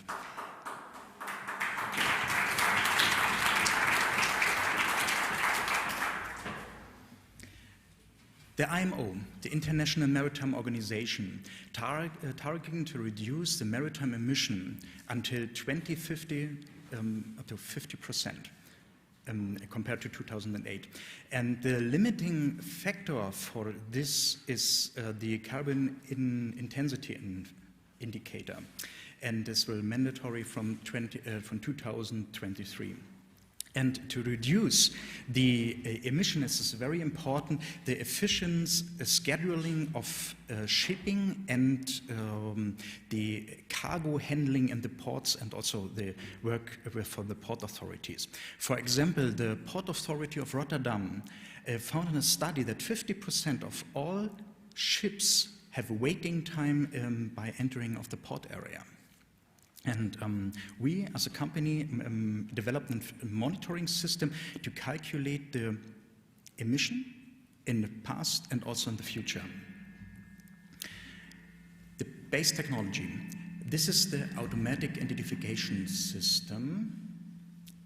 The automatic identification system contains data like the position of the vessel, the speed, the course, the draft, also the length or the vessel type. And we, my company, handling per day almost more than 500 million position updates per day, and receiving this via thousands of land stations, also with more than 150 satellites. Also we have weather data and port and shipping database. And this is all necessary to calculate the emission. And if you look on this image, you see the world traffic, the world maritime traffic. In green, the cargo vessels, bulker, container vessels. In red, tanker, oil, LNG. In lila, purple, here on the Pacific Ocean, you see fishing vessels, for example.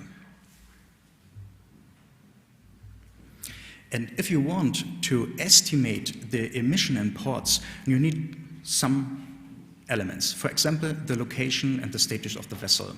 Then the next port. You need a routing network. You have to estimate the lay time in the port, and also you have to predict the voyage parameters. And for the emission calculation, you need detailed ship information and also, of course, an emission model. And you see here the A obelix.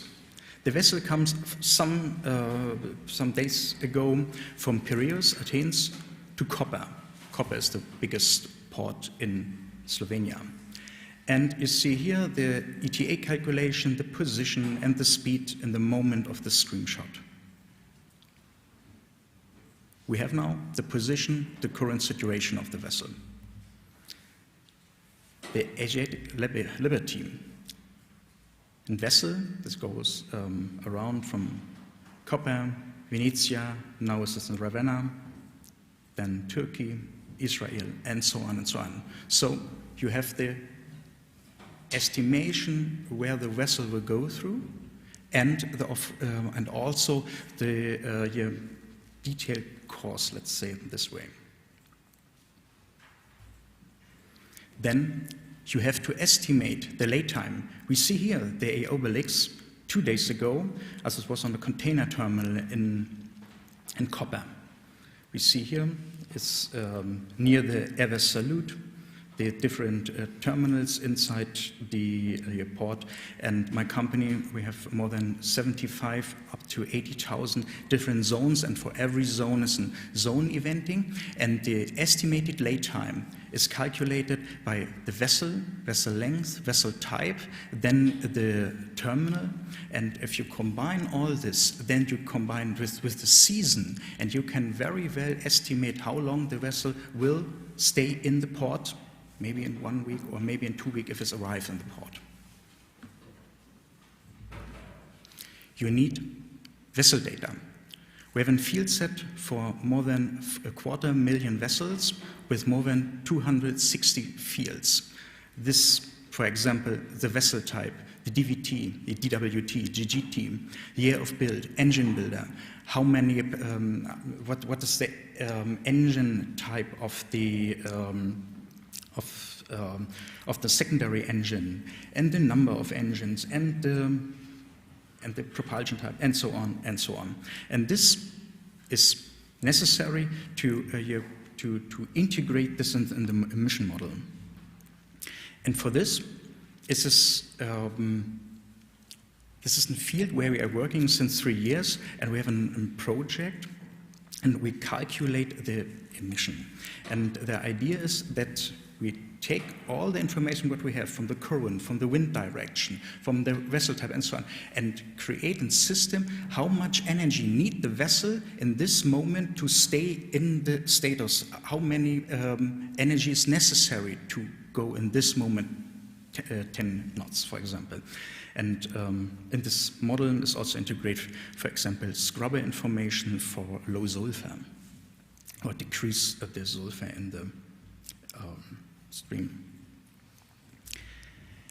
And if you all this combine, you have the IIS data, then you have the event processing, you can calculate the next ports, you have the lay time, then you route the vessels in the future to the next ports, and combine this with the emission calculation, it's possible to predict the emission. And this is necessary if ports really want to adjust the number of the emission in support, so they can control the number of vessels, they can control the speed so that they go under the emission level what they want. And this is, for example, interesting for very huge ports like Singapore or in Hamburg.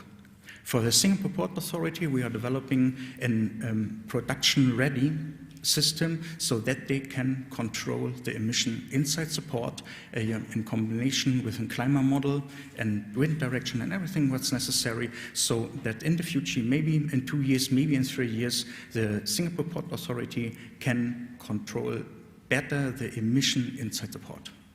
And for more details, please read the paper. And yes, what's the company? We are one of the world leading company, completely independent, the last independent company around the world, classified from the German government as system relevant. More than 100 countries, we are a hidden champion and absolute focused on our core business. And if you are interested to work with us, with me, I'm very happy if we get in touch. We are like and love to work with universities and find projects, and also supporting active students with data. Thank you very much.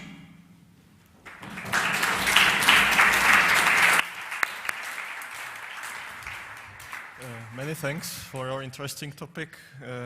Now we escape from the surface itself, move to the air, but not as passengers, but as traffic for delivering documents by the drones. And this topic will be presented by Cynthia Parish through online presentation. Are we in contact?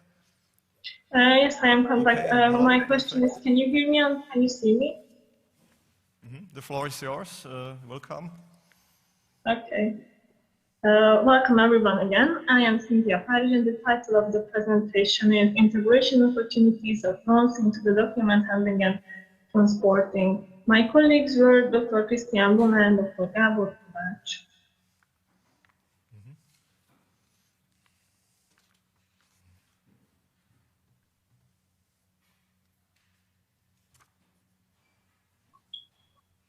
Yeah, sorry, we don't hear you.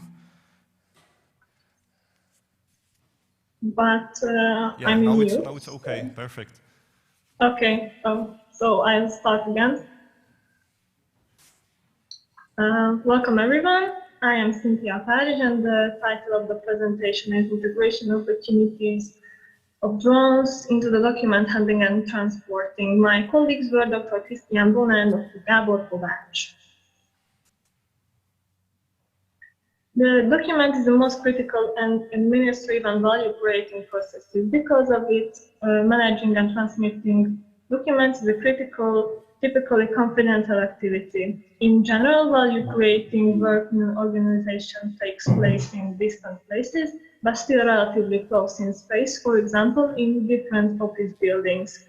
For this reason, we further consider the investigated material flow system as an intralogistic system in our model. With the introduction of electronic document management systems in public administration, such as e-signatures or e-documents, digitalization has begun, and this is expected to reduce the paper-based documents. Unfortunately, it should be seen that in many cases, the documents may be required in physical form as well, so presumably the document flow will remain, only its intensity will change. It follows that the solution must be found for the implementation of the logistics operation, for which there are several suitable alternatives. Thus, the idea arose to use drones to perform logistics tasks. Our goal is to first define and analyze the framework of transportation, the framework of document transport supported by drone as a logistics task. It is important to mention that this research is a research application, not a business application. Our research is carried out at the Faculty of Transportation Engineering and Vehicle Engineering of the Budapest University of Technology and Economics. The goods to be transported are characterized by low weight, small volume, and relatively close and relatively frequent transportation transactions. The examined system can be modeled as a closed outdoor intralogistics system. A transaction can be defined as a delivery event that arises between two organizational units.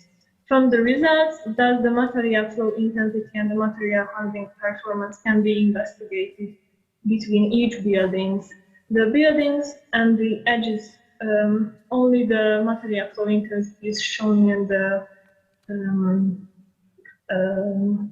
in here. From the results, that the material flow intensity and the material handling performance can be investigated. As I said, the vertices of the graph indicate the buildings and the edges indicates the intensity of the relationship. The thickness of the edges are proportional to the intensity of the relationship. Where there are two values on the line, the transaction is bidirectional, and the value closer to the building shows the intensity there. We also examined the work of the carrier and the mass of the unit load that has been delivered. Based on the histogram, we can say that the mass of the unit loads will be less than 3.5 kilograms in about 90% of evenings. From this result, it is already possible to conclude the maximum carrying capacity of a drone that could be potentially be used to replace the carrier in this operation. The delivery area is given, where the document delivery must be performed by the drone as a location of the affected buildings. Based on our observation, it seems to be ideal from logistics point of view if the drone starts from the center of the flow and transports the documents to the other building. This can be the centralized transport organizing scenario. Another possible theoretical organizing scenario can be the so-called round-trip system. In the planned scenario, the drone will fly the same route which has been planned considering the actual regulation. The red line indicates the route of the drones, and the yellow hexagon indicates the docking stations. It is considered a critical stage when the drone fly over a road or a public space frequently used by students.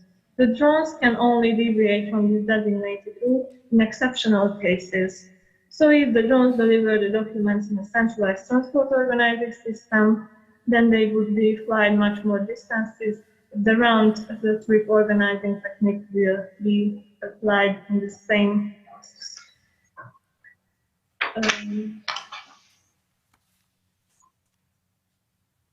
The solution would initially be introduced in a pilot system in which the drones would be gradually more and more involved. Over time, we can get to serve all the buildings instead of the initial one. The drone will fly according to a dynamic schedule that depends on the needs of the day. The control of the drone also moves from manual control to autonomous, just as the drone increasingly out of sight of the drone pilot. DFCS means Drone Flight Control System, and DTMS means Drone Transport Management System that needs to be advanced in each step.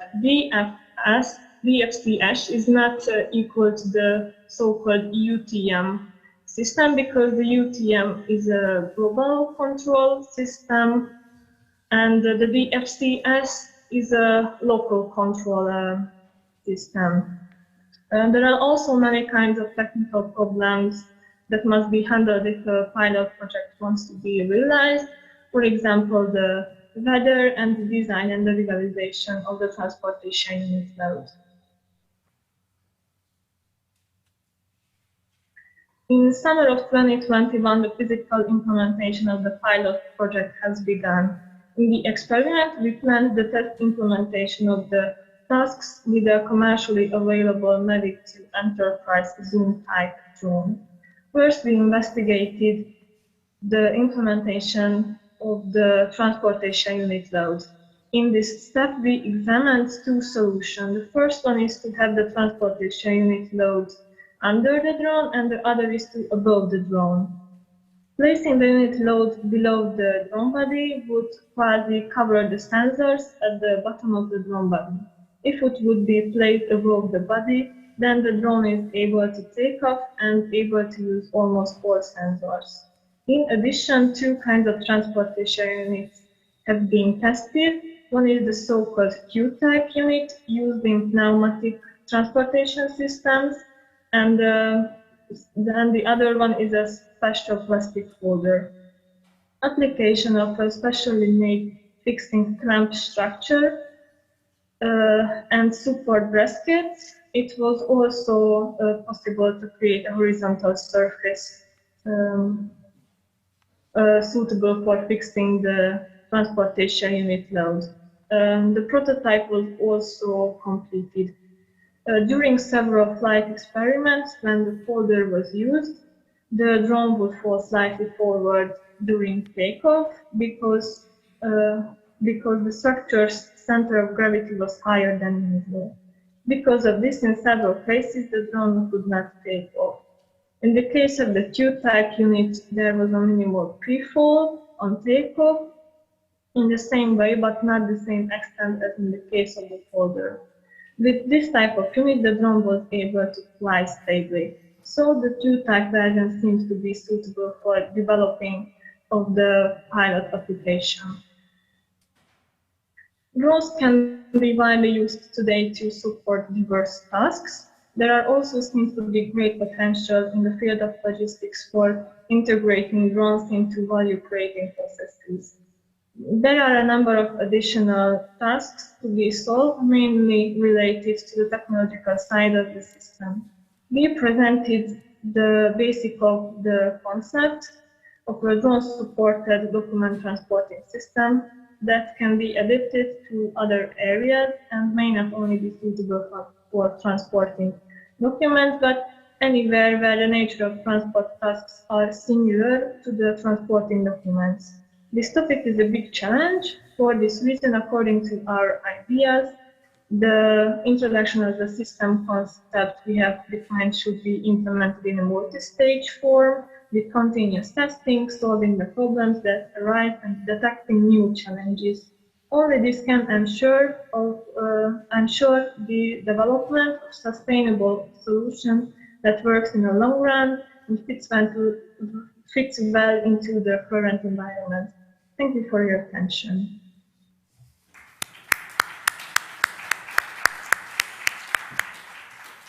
Dear Cynthia, please wait with us until the end of the session to maybe possible answers for the questions from the auditorium.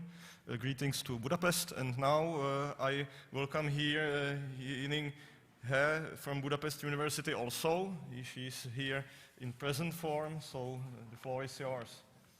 We move to the topic of also mass and other technologies. Thanks. So it seems I should call the last patients towards everyone. And all right. Yeah. Good afternoon, everyone. I'm He Yingying, and today, on the behalf of my supervisor, also the co-author, Chidol Chaba, I present him the topic of correlation analysis between customization and semi-personalization in mobility as a service. Yeah, we already mentioned we are also from Budapest, Hungary. Digitalization in transportation field, both in passenger transportation and freight transportation, are currently in very fast development. In the physical world, vehicles and infrastructures are connected to the transportation network by digitalization, which leads to the digitalized operation and management. Automatization are obviously implemented on the vehicle side, automated vehicles or autonomous vehicles. Also with the information management process as well. Somehow, digitalization and automatization together facilitate the development of intelligent mobility services. Mobility as a service, MaaS, as proposed, is such an integrated service. The leading operator, MaaS operator, manages the operational side. The mobile application is the technical window is provided as the interactive interface. So that we call our memory. What do we exactly do when we use the application? Actually, we continuously provide the filter conditions to help system narrow the range of the provided solutions, either by menu selection from limited options, or by automated analysis results of personal historical travel data. Somehow, customization and personalization are roughly easily to be defined. So why we mentioned the semi-personalization here? As far as we know, because of the data privacy and the limitation of technology support, the personal travel data are not really fully collected and analyzed. Semi is a middle stage, which means the one-step solution, or we so-called the one-button push solution, is provided without personal travel data input. Somehow, the output objective is similar. Try to provide the precise, individualized travel plan solution. The process to approach the objective are different. So now we towards why we want to deliver this study. The objective of this study is to try to measure the correlation between the customization and the semi-personalization regarding selected mobile applications. The remaining presentation I quickly show is the slides. Right now, we towards the typical correlation analysis. There are three main questions. If correlation exists, in which direction, on which degree. Typically, the scatter diagram can roughly show the correlation tendency. The positive or negative values of the coefficient show the correlation direction, and the absolute values of the coefficient indicates the degree, strong or weak. This equation is the best equation to calculate the coefficient. There are also other methods, but in this study, we apply this very basic equation. So specifically, in this study, there are 4 steps. First, we should determine the evaluation aspects. Then, regarding the aspects, the selected MaaS mobile applications are scored as the input data to calculate the efficient. Then we visualize the results and to give the explanation.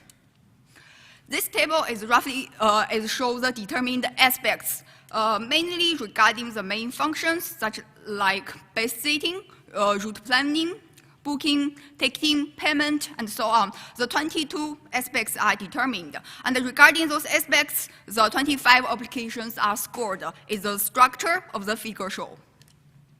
Those are selected MaaS applications which are evaluated in this study, and they are all downloadable from the Google Play. This figure is to show the applications whose developers are located in Europe. is the backbone of the Mars is the public transportation service. So the city with better public transportation service has the bigger opportunity to provide the mass service. So this is why we see the German and the Finland, they more or less give more mass service, and the developer which located in America, they try to provide the worldwide mass service. Now towards the determination stage. So roughly the scatter diagram, we can see from the results, there is tendency exist. It means the continued analysis step can be performed. So the next step is to calculate the coefficient. The calculated values of the coefficient are visualized in the chart diagram, as each value are derived for each application. So the agents matrix is a diagonal matrix. We can see both negative and positive value existing, which means for this is main difference for the software developer.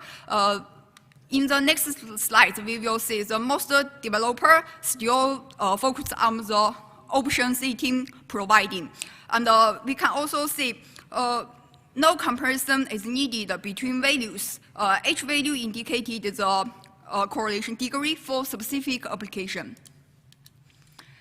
This figure is to show the scores regarding the aspects. So regarding the 22 aspects, we can more clearly see the customization setting options are preferred by the mobile application developer at current stage. Another correlation analysis can be also derived from this aspects analysis. Because as a result, all the coefficient values, or we call the R values, are smaller than 0.5. So it means we can see correlation are not really strong. Most application developers at current stage try to provide setting options more to optimize travel route planning.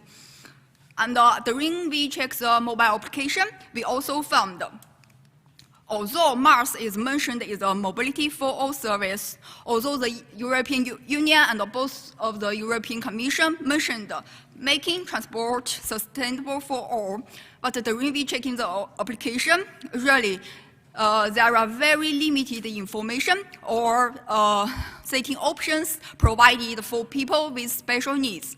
We recommended here, maybe the software developer should be care about this point. Comes the short summation. First point is regarding the interface functions, we try to provide the evaluation aspects. Then also regarding the mobile application, we provide this risk definition.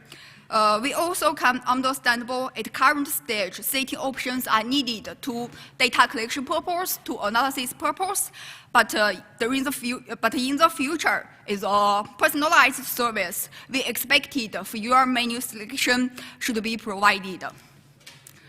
So the further research direction, at the beginning I started this paper, I'm trying to think maybe there could be some extension opportunity. So to be honest, I already present a little bit results for extend this paper. And then, to be honest, I'm the last stage during my PhD study. So I'm preparing my dissertation as well.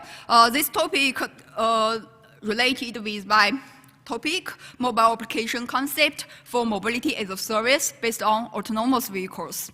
If someone is interested in, you may check. So thanks for your kind attention, and thanks for everyone's patience, and hope you enjoy this conference. That's all. Thank you.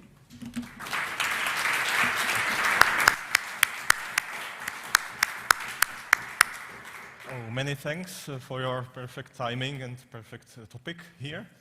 Now, please, dear authors, don't hesitate to come to us to the first 2 rows, because now the discussion and conclusion part of the session starts. So I just ask at first to the auditorium if there is some comment to any topic you have heard here. For the conclusion, we have heard some topics about public transport, some topics about road, railway, maritime, and also air traffic. And as you have seen here, the smart systems are everywhere now in traffic field, especially the data processing, the modern technologies, models, of course, interconnection between the traffic modes, as we see here. So don't hesitate to ask the presenters now about their topics. Is there some? If there is no, I just ask the first to maybe Mr. André Pereira, which has been spoken about, synthetic public populator generator.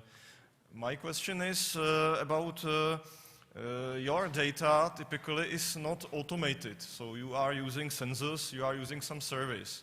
Is there a way how to obtain some or more automated data to your work, to your model?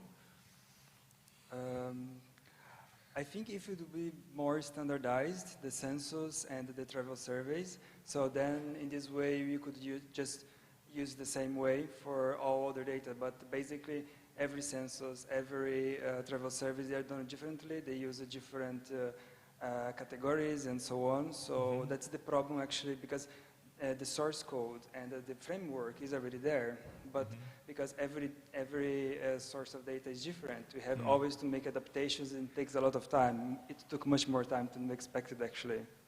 Yeah, I think to obtain some other demographic data than from the census is very, very difficult. Okay, thank you. Now my question goes to Michal Matovický, who has presented here the railway system. The automated system for automated train operation. My question is about, you said that we need to replace the driver, replace the conductor in the locomotive. From my point of view, is it really safe? Can the system really detect any obstacles on the railway, or can there be some problems with this?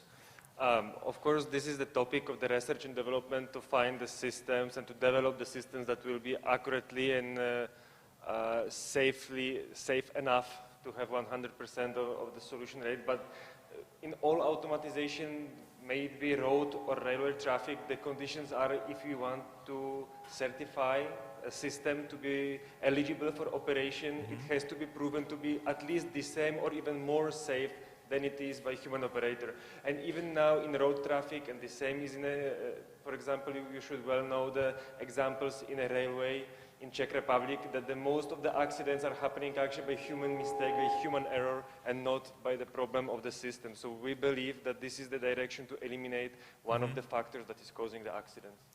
Thank you. Yeah, there are some others. So, yeah. Yeah, thank you for interesting presentation. Very challenging thing what you are doing. If you would compare your solution with the other solutions known in the world, what is new or different in your concept in comparison with the others? Well, we believe that the main difference that we are offering, we are preparing system to be able to operate in an open environment, so on the open railway, and this is not in test, not operating anywhere in the world yet. We know the examples, for example, Rio Tinto in Australia, they started operation in 2018, and they're proud that they switched totally in 2019 to fully autonomous operation of whole fleet of the railway vehicles. But the problem is that they have still partially separated railway from the surrounding environment. So they have fences around the railway. It is more of the side track, not a really mixed traffic of the vehicles, no taking over of the vehicles, no crossing of the vehicles, no level intersections, no stations on the way. So this is the new approach, but we are taking slow steps. Our first goal is to operate this proof of concept on a small railway. When we start from one station, we give a permission to start the vehicle, to go on the railway, to control and confirm that we see the obstacles on the level crossing. We confirm that they are there. We know that they should be there because there is a level crossing. We are working in the same time on a digital map solution to create the framework for the digital map of the surrounding of the railway, of the track side, so we can know that if there is, for example, some statue that is looking like person, it is not actually a person. We know that it should be there, so it is there, and the system sees this and doesn't see this as a danger potential for the train. So this is our goal, steps by steps, firstly just starting and stopping at the next station, then adding new functionalities, train coupling and so on, but this is far in the future still. There's a lot of work to be done. Thank you very much. Very interesting. May I just, do you still have a question? Oh, yes, okay. I just wanted to ask, because Erzgebirgsbahn in Germany also have some tests. Are you in contact with them and some? No, we are not in contact with them, and it's actually kind of difficult to be in contact with them, but this is a very competitive environment, and most of the companies are not so interested in cooperation in this. They want to have the first to have the solution. So the one way of cooperation in this is a shift to rail project that I told, the European project. But then again, the problem there is alongside cooperation and working on common solution, there is a discussion and competition whose solution should be adopted as the one widely accepted and what's the correct way to do things. So that's why we decided together with the industrial company in Czech Republic that we will try our national solution for our national tracks that could be some kind of a complementary to the ETCS system in the future, or even substitutional to it in some cases. Yes, thank you for your very informative lecture. So I'm thinking about in comparison with autonomous car driving, so you have more interaction of the AV and infrastructure, and then here you mentioned you have like 1.5 kilometers of the braking length, so it's difficult to interact between the vehicle, I would say, and the environment. So it looks smart. So the question is whether there is more direction into the system or remote operation of the vehicles, and not so much as like digital twins. There has to be some remote supervision of the train operation, but I don't think it's necessary that the remote operation should have sole responsibility for the operation of the train. Even if there will be a remote operation, we cannot change trains to remote control vehicles that small cars that we have a pilot and we drove them. So we need to have independent safety systems. The basic issue that comes with the remote control, what if communication fails, what the train will do then. So we need to have some kind of a safety system to be able to stop on its own and to make a decision what to do now that I don't have wireless communication or wired communication with the control center and with the person or system who tells me what to do. I need to be able to make decision on my own.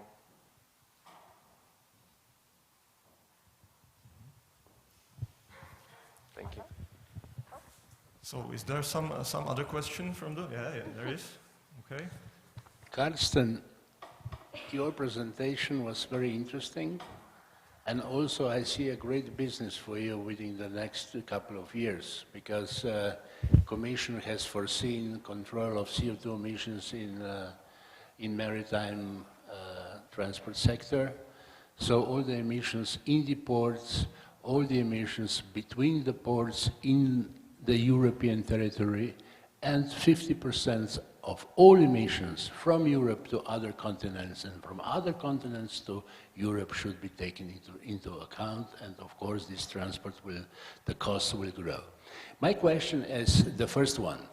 How you are calculating the CO2 emissions? For example, the ship goes from Turkey to Koper. Do you make estimation ex ante or ex post? So do you make a prediction of the CO2 emissions, or you calculate the exact quantity of the emissions? In the end, both.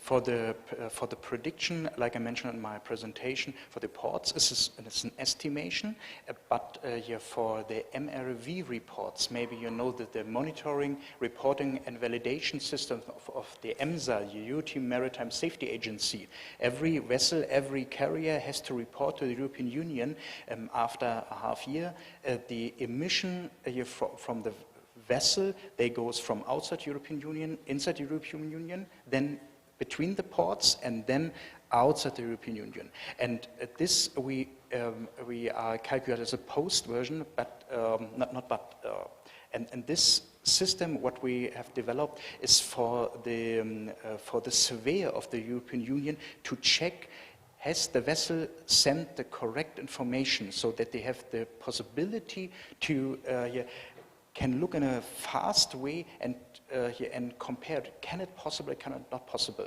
Because if you look, for example, to the, yes, like Turkey to Copper, the big carrier work very fine.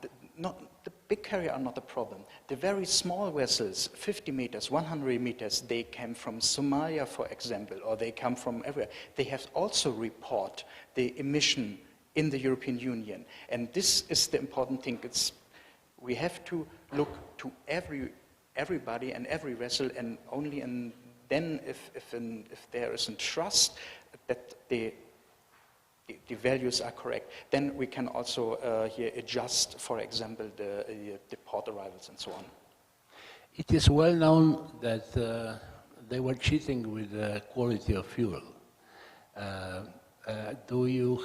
Are you in a position to identify also the quality of fuel and the consequent emissions? No, but in the end, for CO2 emission, it's the quality of the fuel is not so important. The sulfur, of course, and all other elements in the fuel has an influence, but the CO2 is almost the same. Yeah. Depends. Yeah. It not depends on the fuel. But the problem, very often the problem are the other elements. Yeah. Yeah. Okay. Well, thank you very much. Very interesting. Karsten, another question for you. Yes. Actually, we had a discussion with the Port of Koper a month ago, and we just discussed about vessels which are coming, arriving, going, and so on. And we came across also the cruise vessels. And during the COVID period, actually all the cruise vessels went down. And they noticed that until now they didn't have any cruise vessels. Do you have this data also, because you are tracking these vessels? Do you have some statistics in order to identify what are the consequences of this COVID on the amount of vessels which are arriving?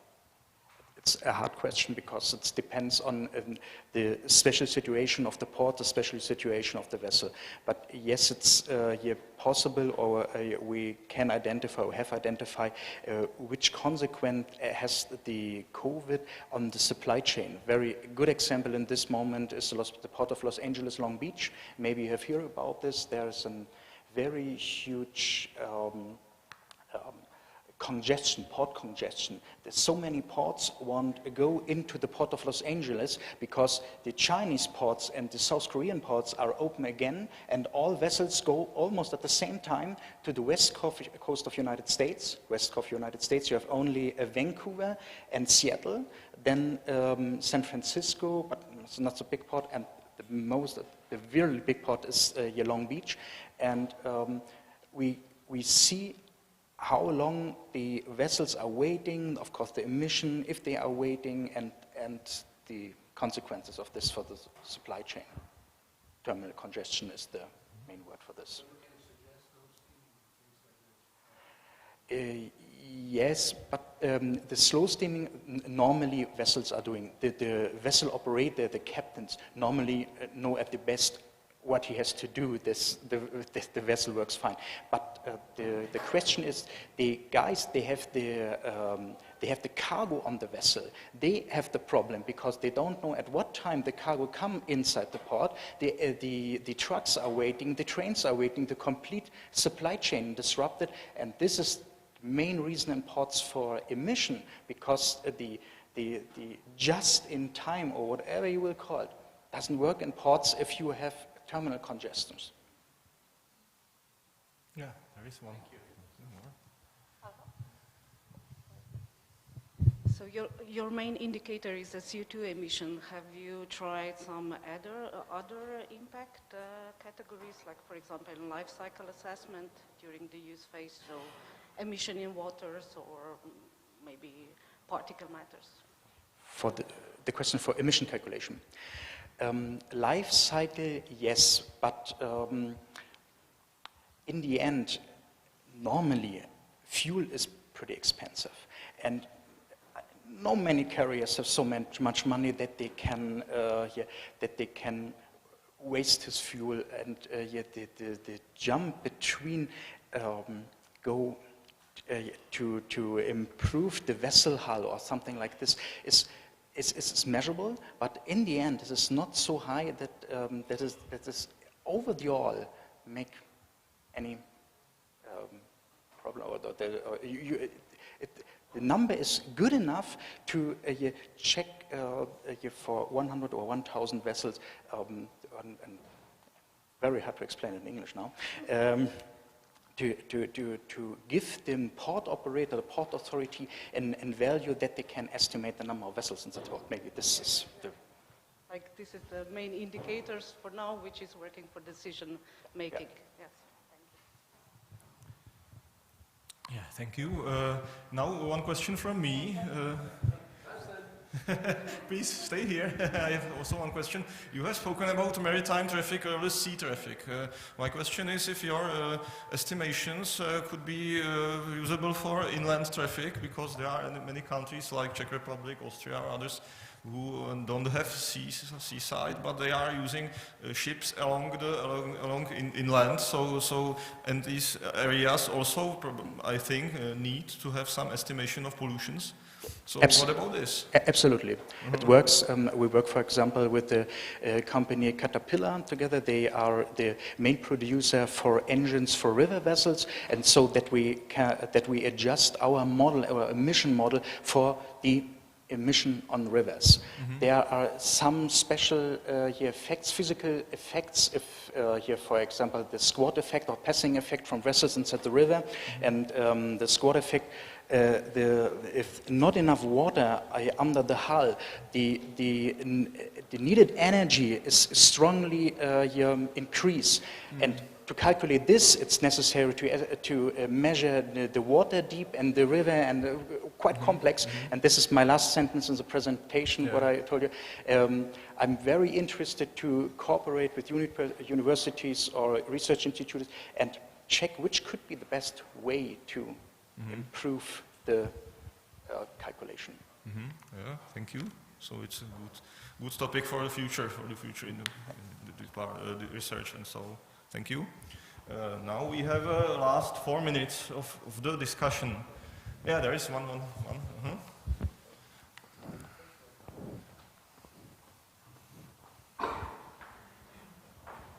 Thank you. I have a combined question to Alenka and Andre. You both showed us kind of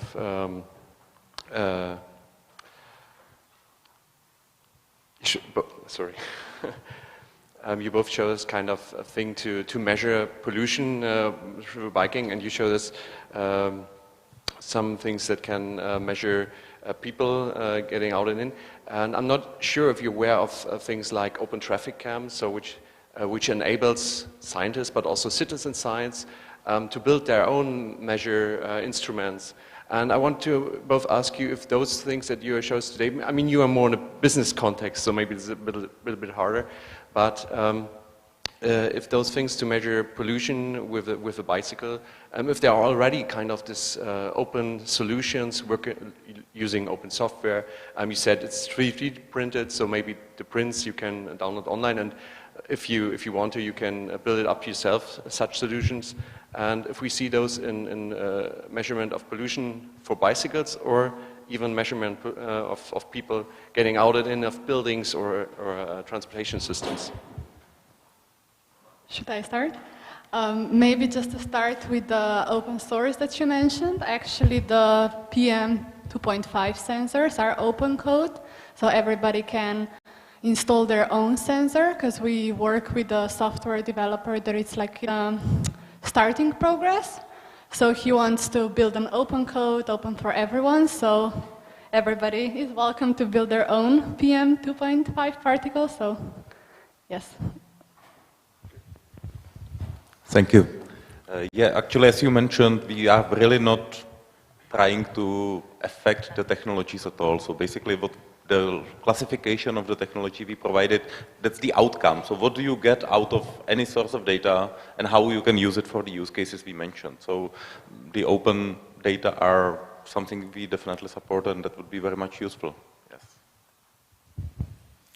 Oh, thank you. So the time is up. So many thanks for your attendance here as the presenters, or also attendance of the discussion. I think I can conclude this topic as you see that automation and digitalization and modeling is the necessary part of the future sustainable traffic. And let me thank you for the possibility to chair this session, to the organizers. And now the floor is yours, and let me end this session.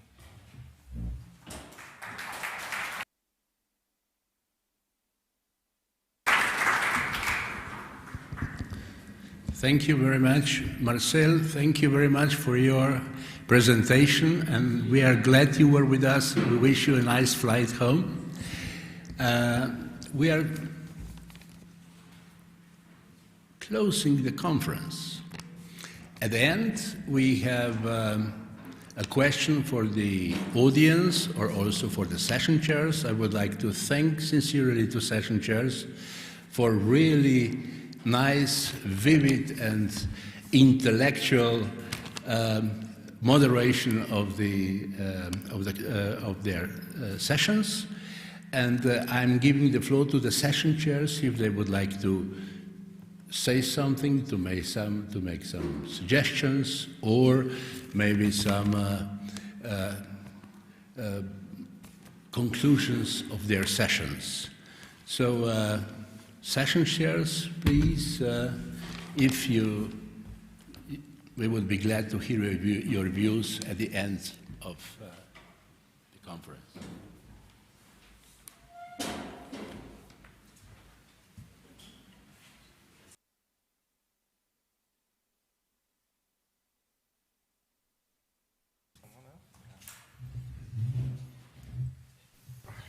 Yes, thank you. Thank you very much. Thank you very much. A few words, maybe on the conference, some comments. One point, it's interesting, we face the COVID pandemic, and we had only one paper on this topic. So it's really surprising. I think this is very important for the impact on the pandemic, on the transport system. For example, the public transport is highly impacted. Train operation, public transport in cities, a decline of revenue. In France, around you have 20% less passenger in Paris public transport than before pandemic. So it has an impact. And few papers. So it's just a remark on research. It's not a critics. It's a remark. Surprising. I hope in the future there will be research on the impact of pandemic. Only one paper, so it's the first comment. The second comment is railway. We have the feeling, following different, a lot of conference, that the rail reform, the Great Rail Reform of the European Union is in progress. It's not finished. There are some critics. It's not stabilized. There are discussions on the railway in research. This is also one of the results, in my opinion, of the fourth session. We had a railway, it's a learning effect, we learn, it's not stabilized, in my opinion, on this. Maybe one point from the paper from Matthias and from Wien University, Evelyn Beer, the issue on disabled people from Slovakia, from Maribor. We have to take into consideration disabled people, second-tier cities, the problem of inequalities of people who have no access of mass, for example. It's something important. We go straight to the point in digitalization, innovation, and we left some people beside at the corner, and they have difficulties. So it's good to have some paper on this issue at this conference. Be careful with innovation, evaluation. Innovation is good, but evaluation, and taking care of the people. So, and interesting, it's city logistic and drones.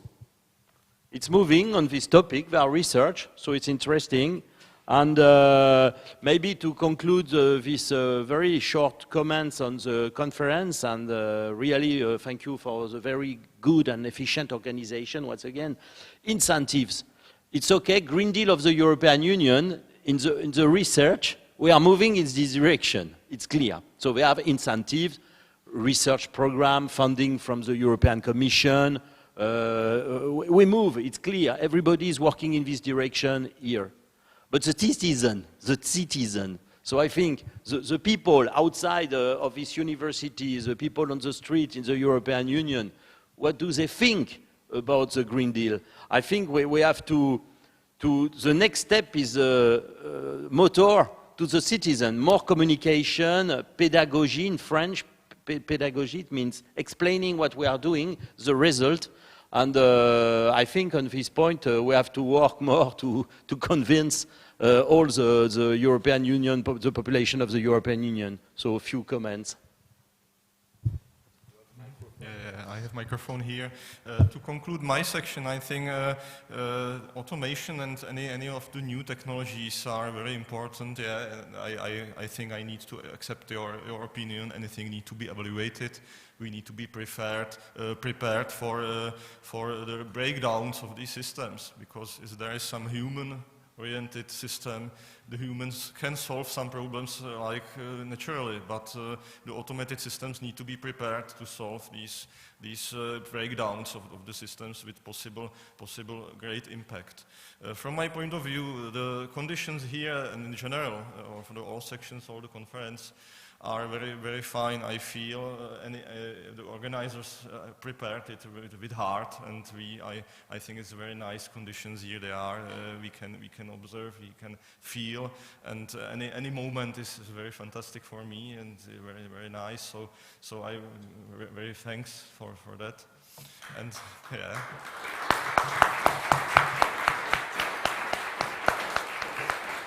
And the second moment is the optimistic vision that the coronavirus period with the impacts on people is ending. We have the virus probably as with a long time, but not so hard impacts like it was the last years. So I think it's optimistic vision, and together with these optimistic projects as we see, so we hope the traffic will once more get the primary role in our lives. And I think also what is very important is that there we see that these topics are similar. We can cooperate. You have seen many similar topics, drones many times, railway and others. So it's also a chance to get more cooperation and to get one unique European system, interoperability and other connections which were a long time impossible. Now it seems like it's a good way to cooperate in the full Europe and any area, a common area with common systems, with operating systems and cooperation. Thank you.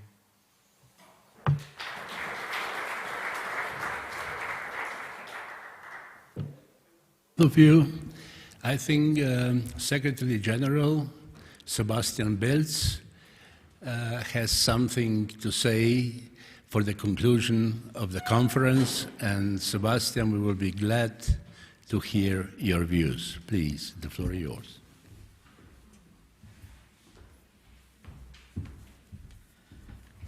Yeah, thank you very much. What else can I say? Because Vladimir, you already said the most important things, but I try to summarize it from my point of view. We had a broad variety of distinguished contributions. You all have heard them. 40 speakers altogether, from sciences, from economy, and from politics. And what is even more important, this is a real European conference. These 40 people came from 15 different countries. So this is really an entirely European Transport Congress. Thank you, Stanis. Thank you, Tommy. Thank all of your team from the University of Maribor for organizing all this. After 2 days here, we are feeling a little bit at home in Maribor, and I think this is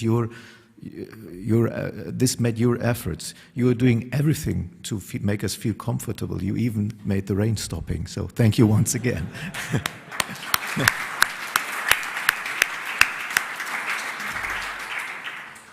And of course, thank you to the contributors, to the speakers. Thank you for your audience. I think we will have a splendid afternoon. You will tell us exactly what we have to do now.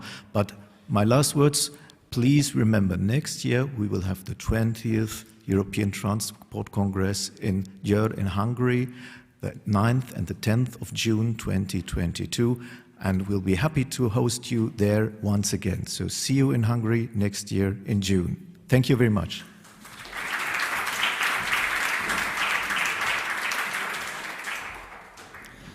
Thank you, Sebastian. So we're at the end of this official part. As already announced, we are starting at 3 p.m. at 15 hours in front of the building.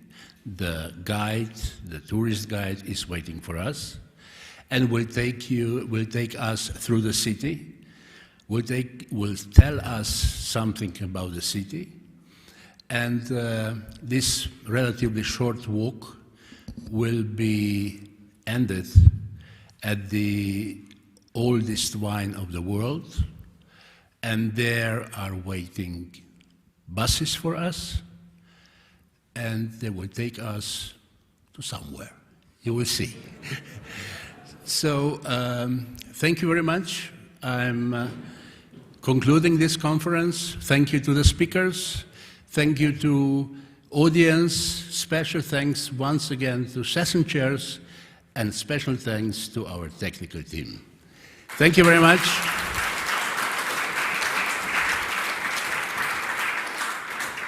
See you next year in Győr. And And of course, the lunch is waiting for us.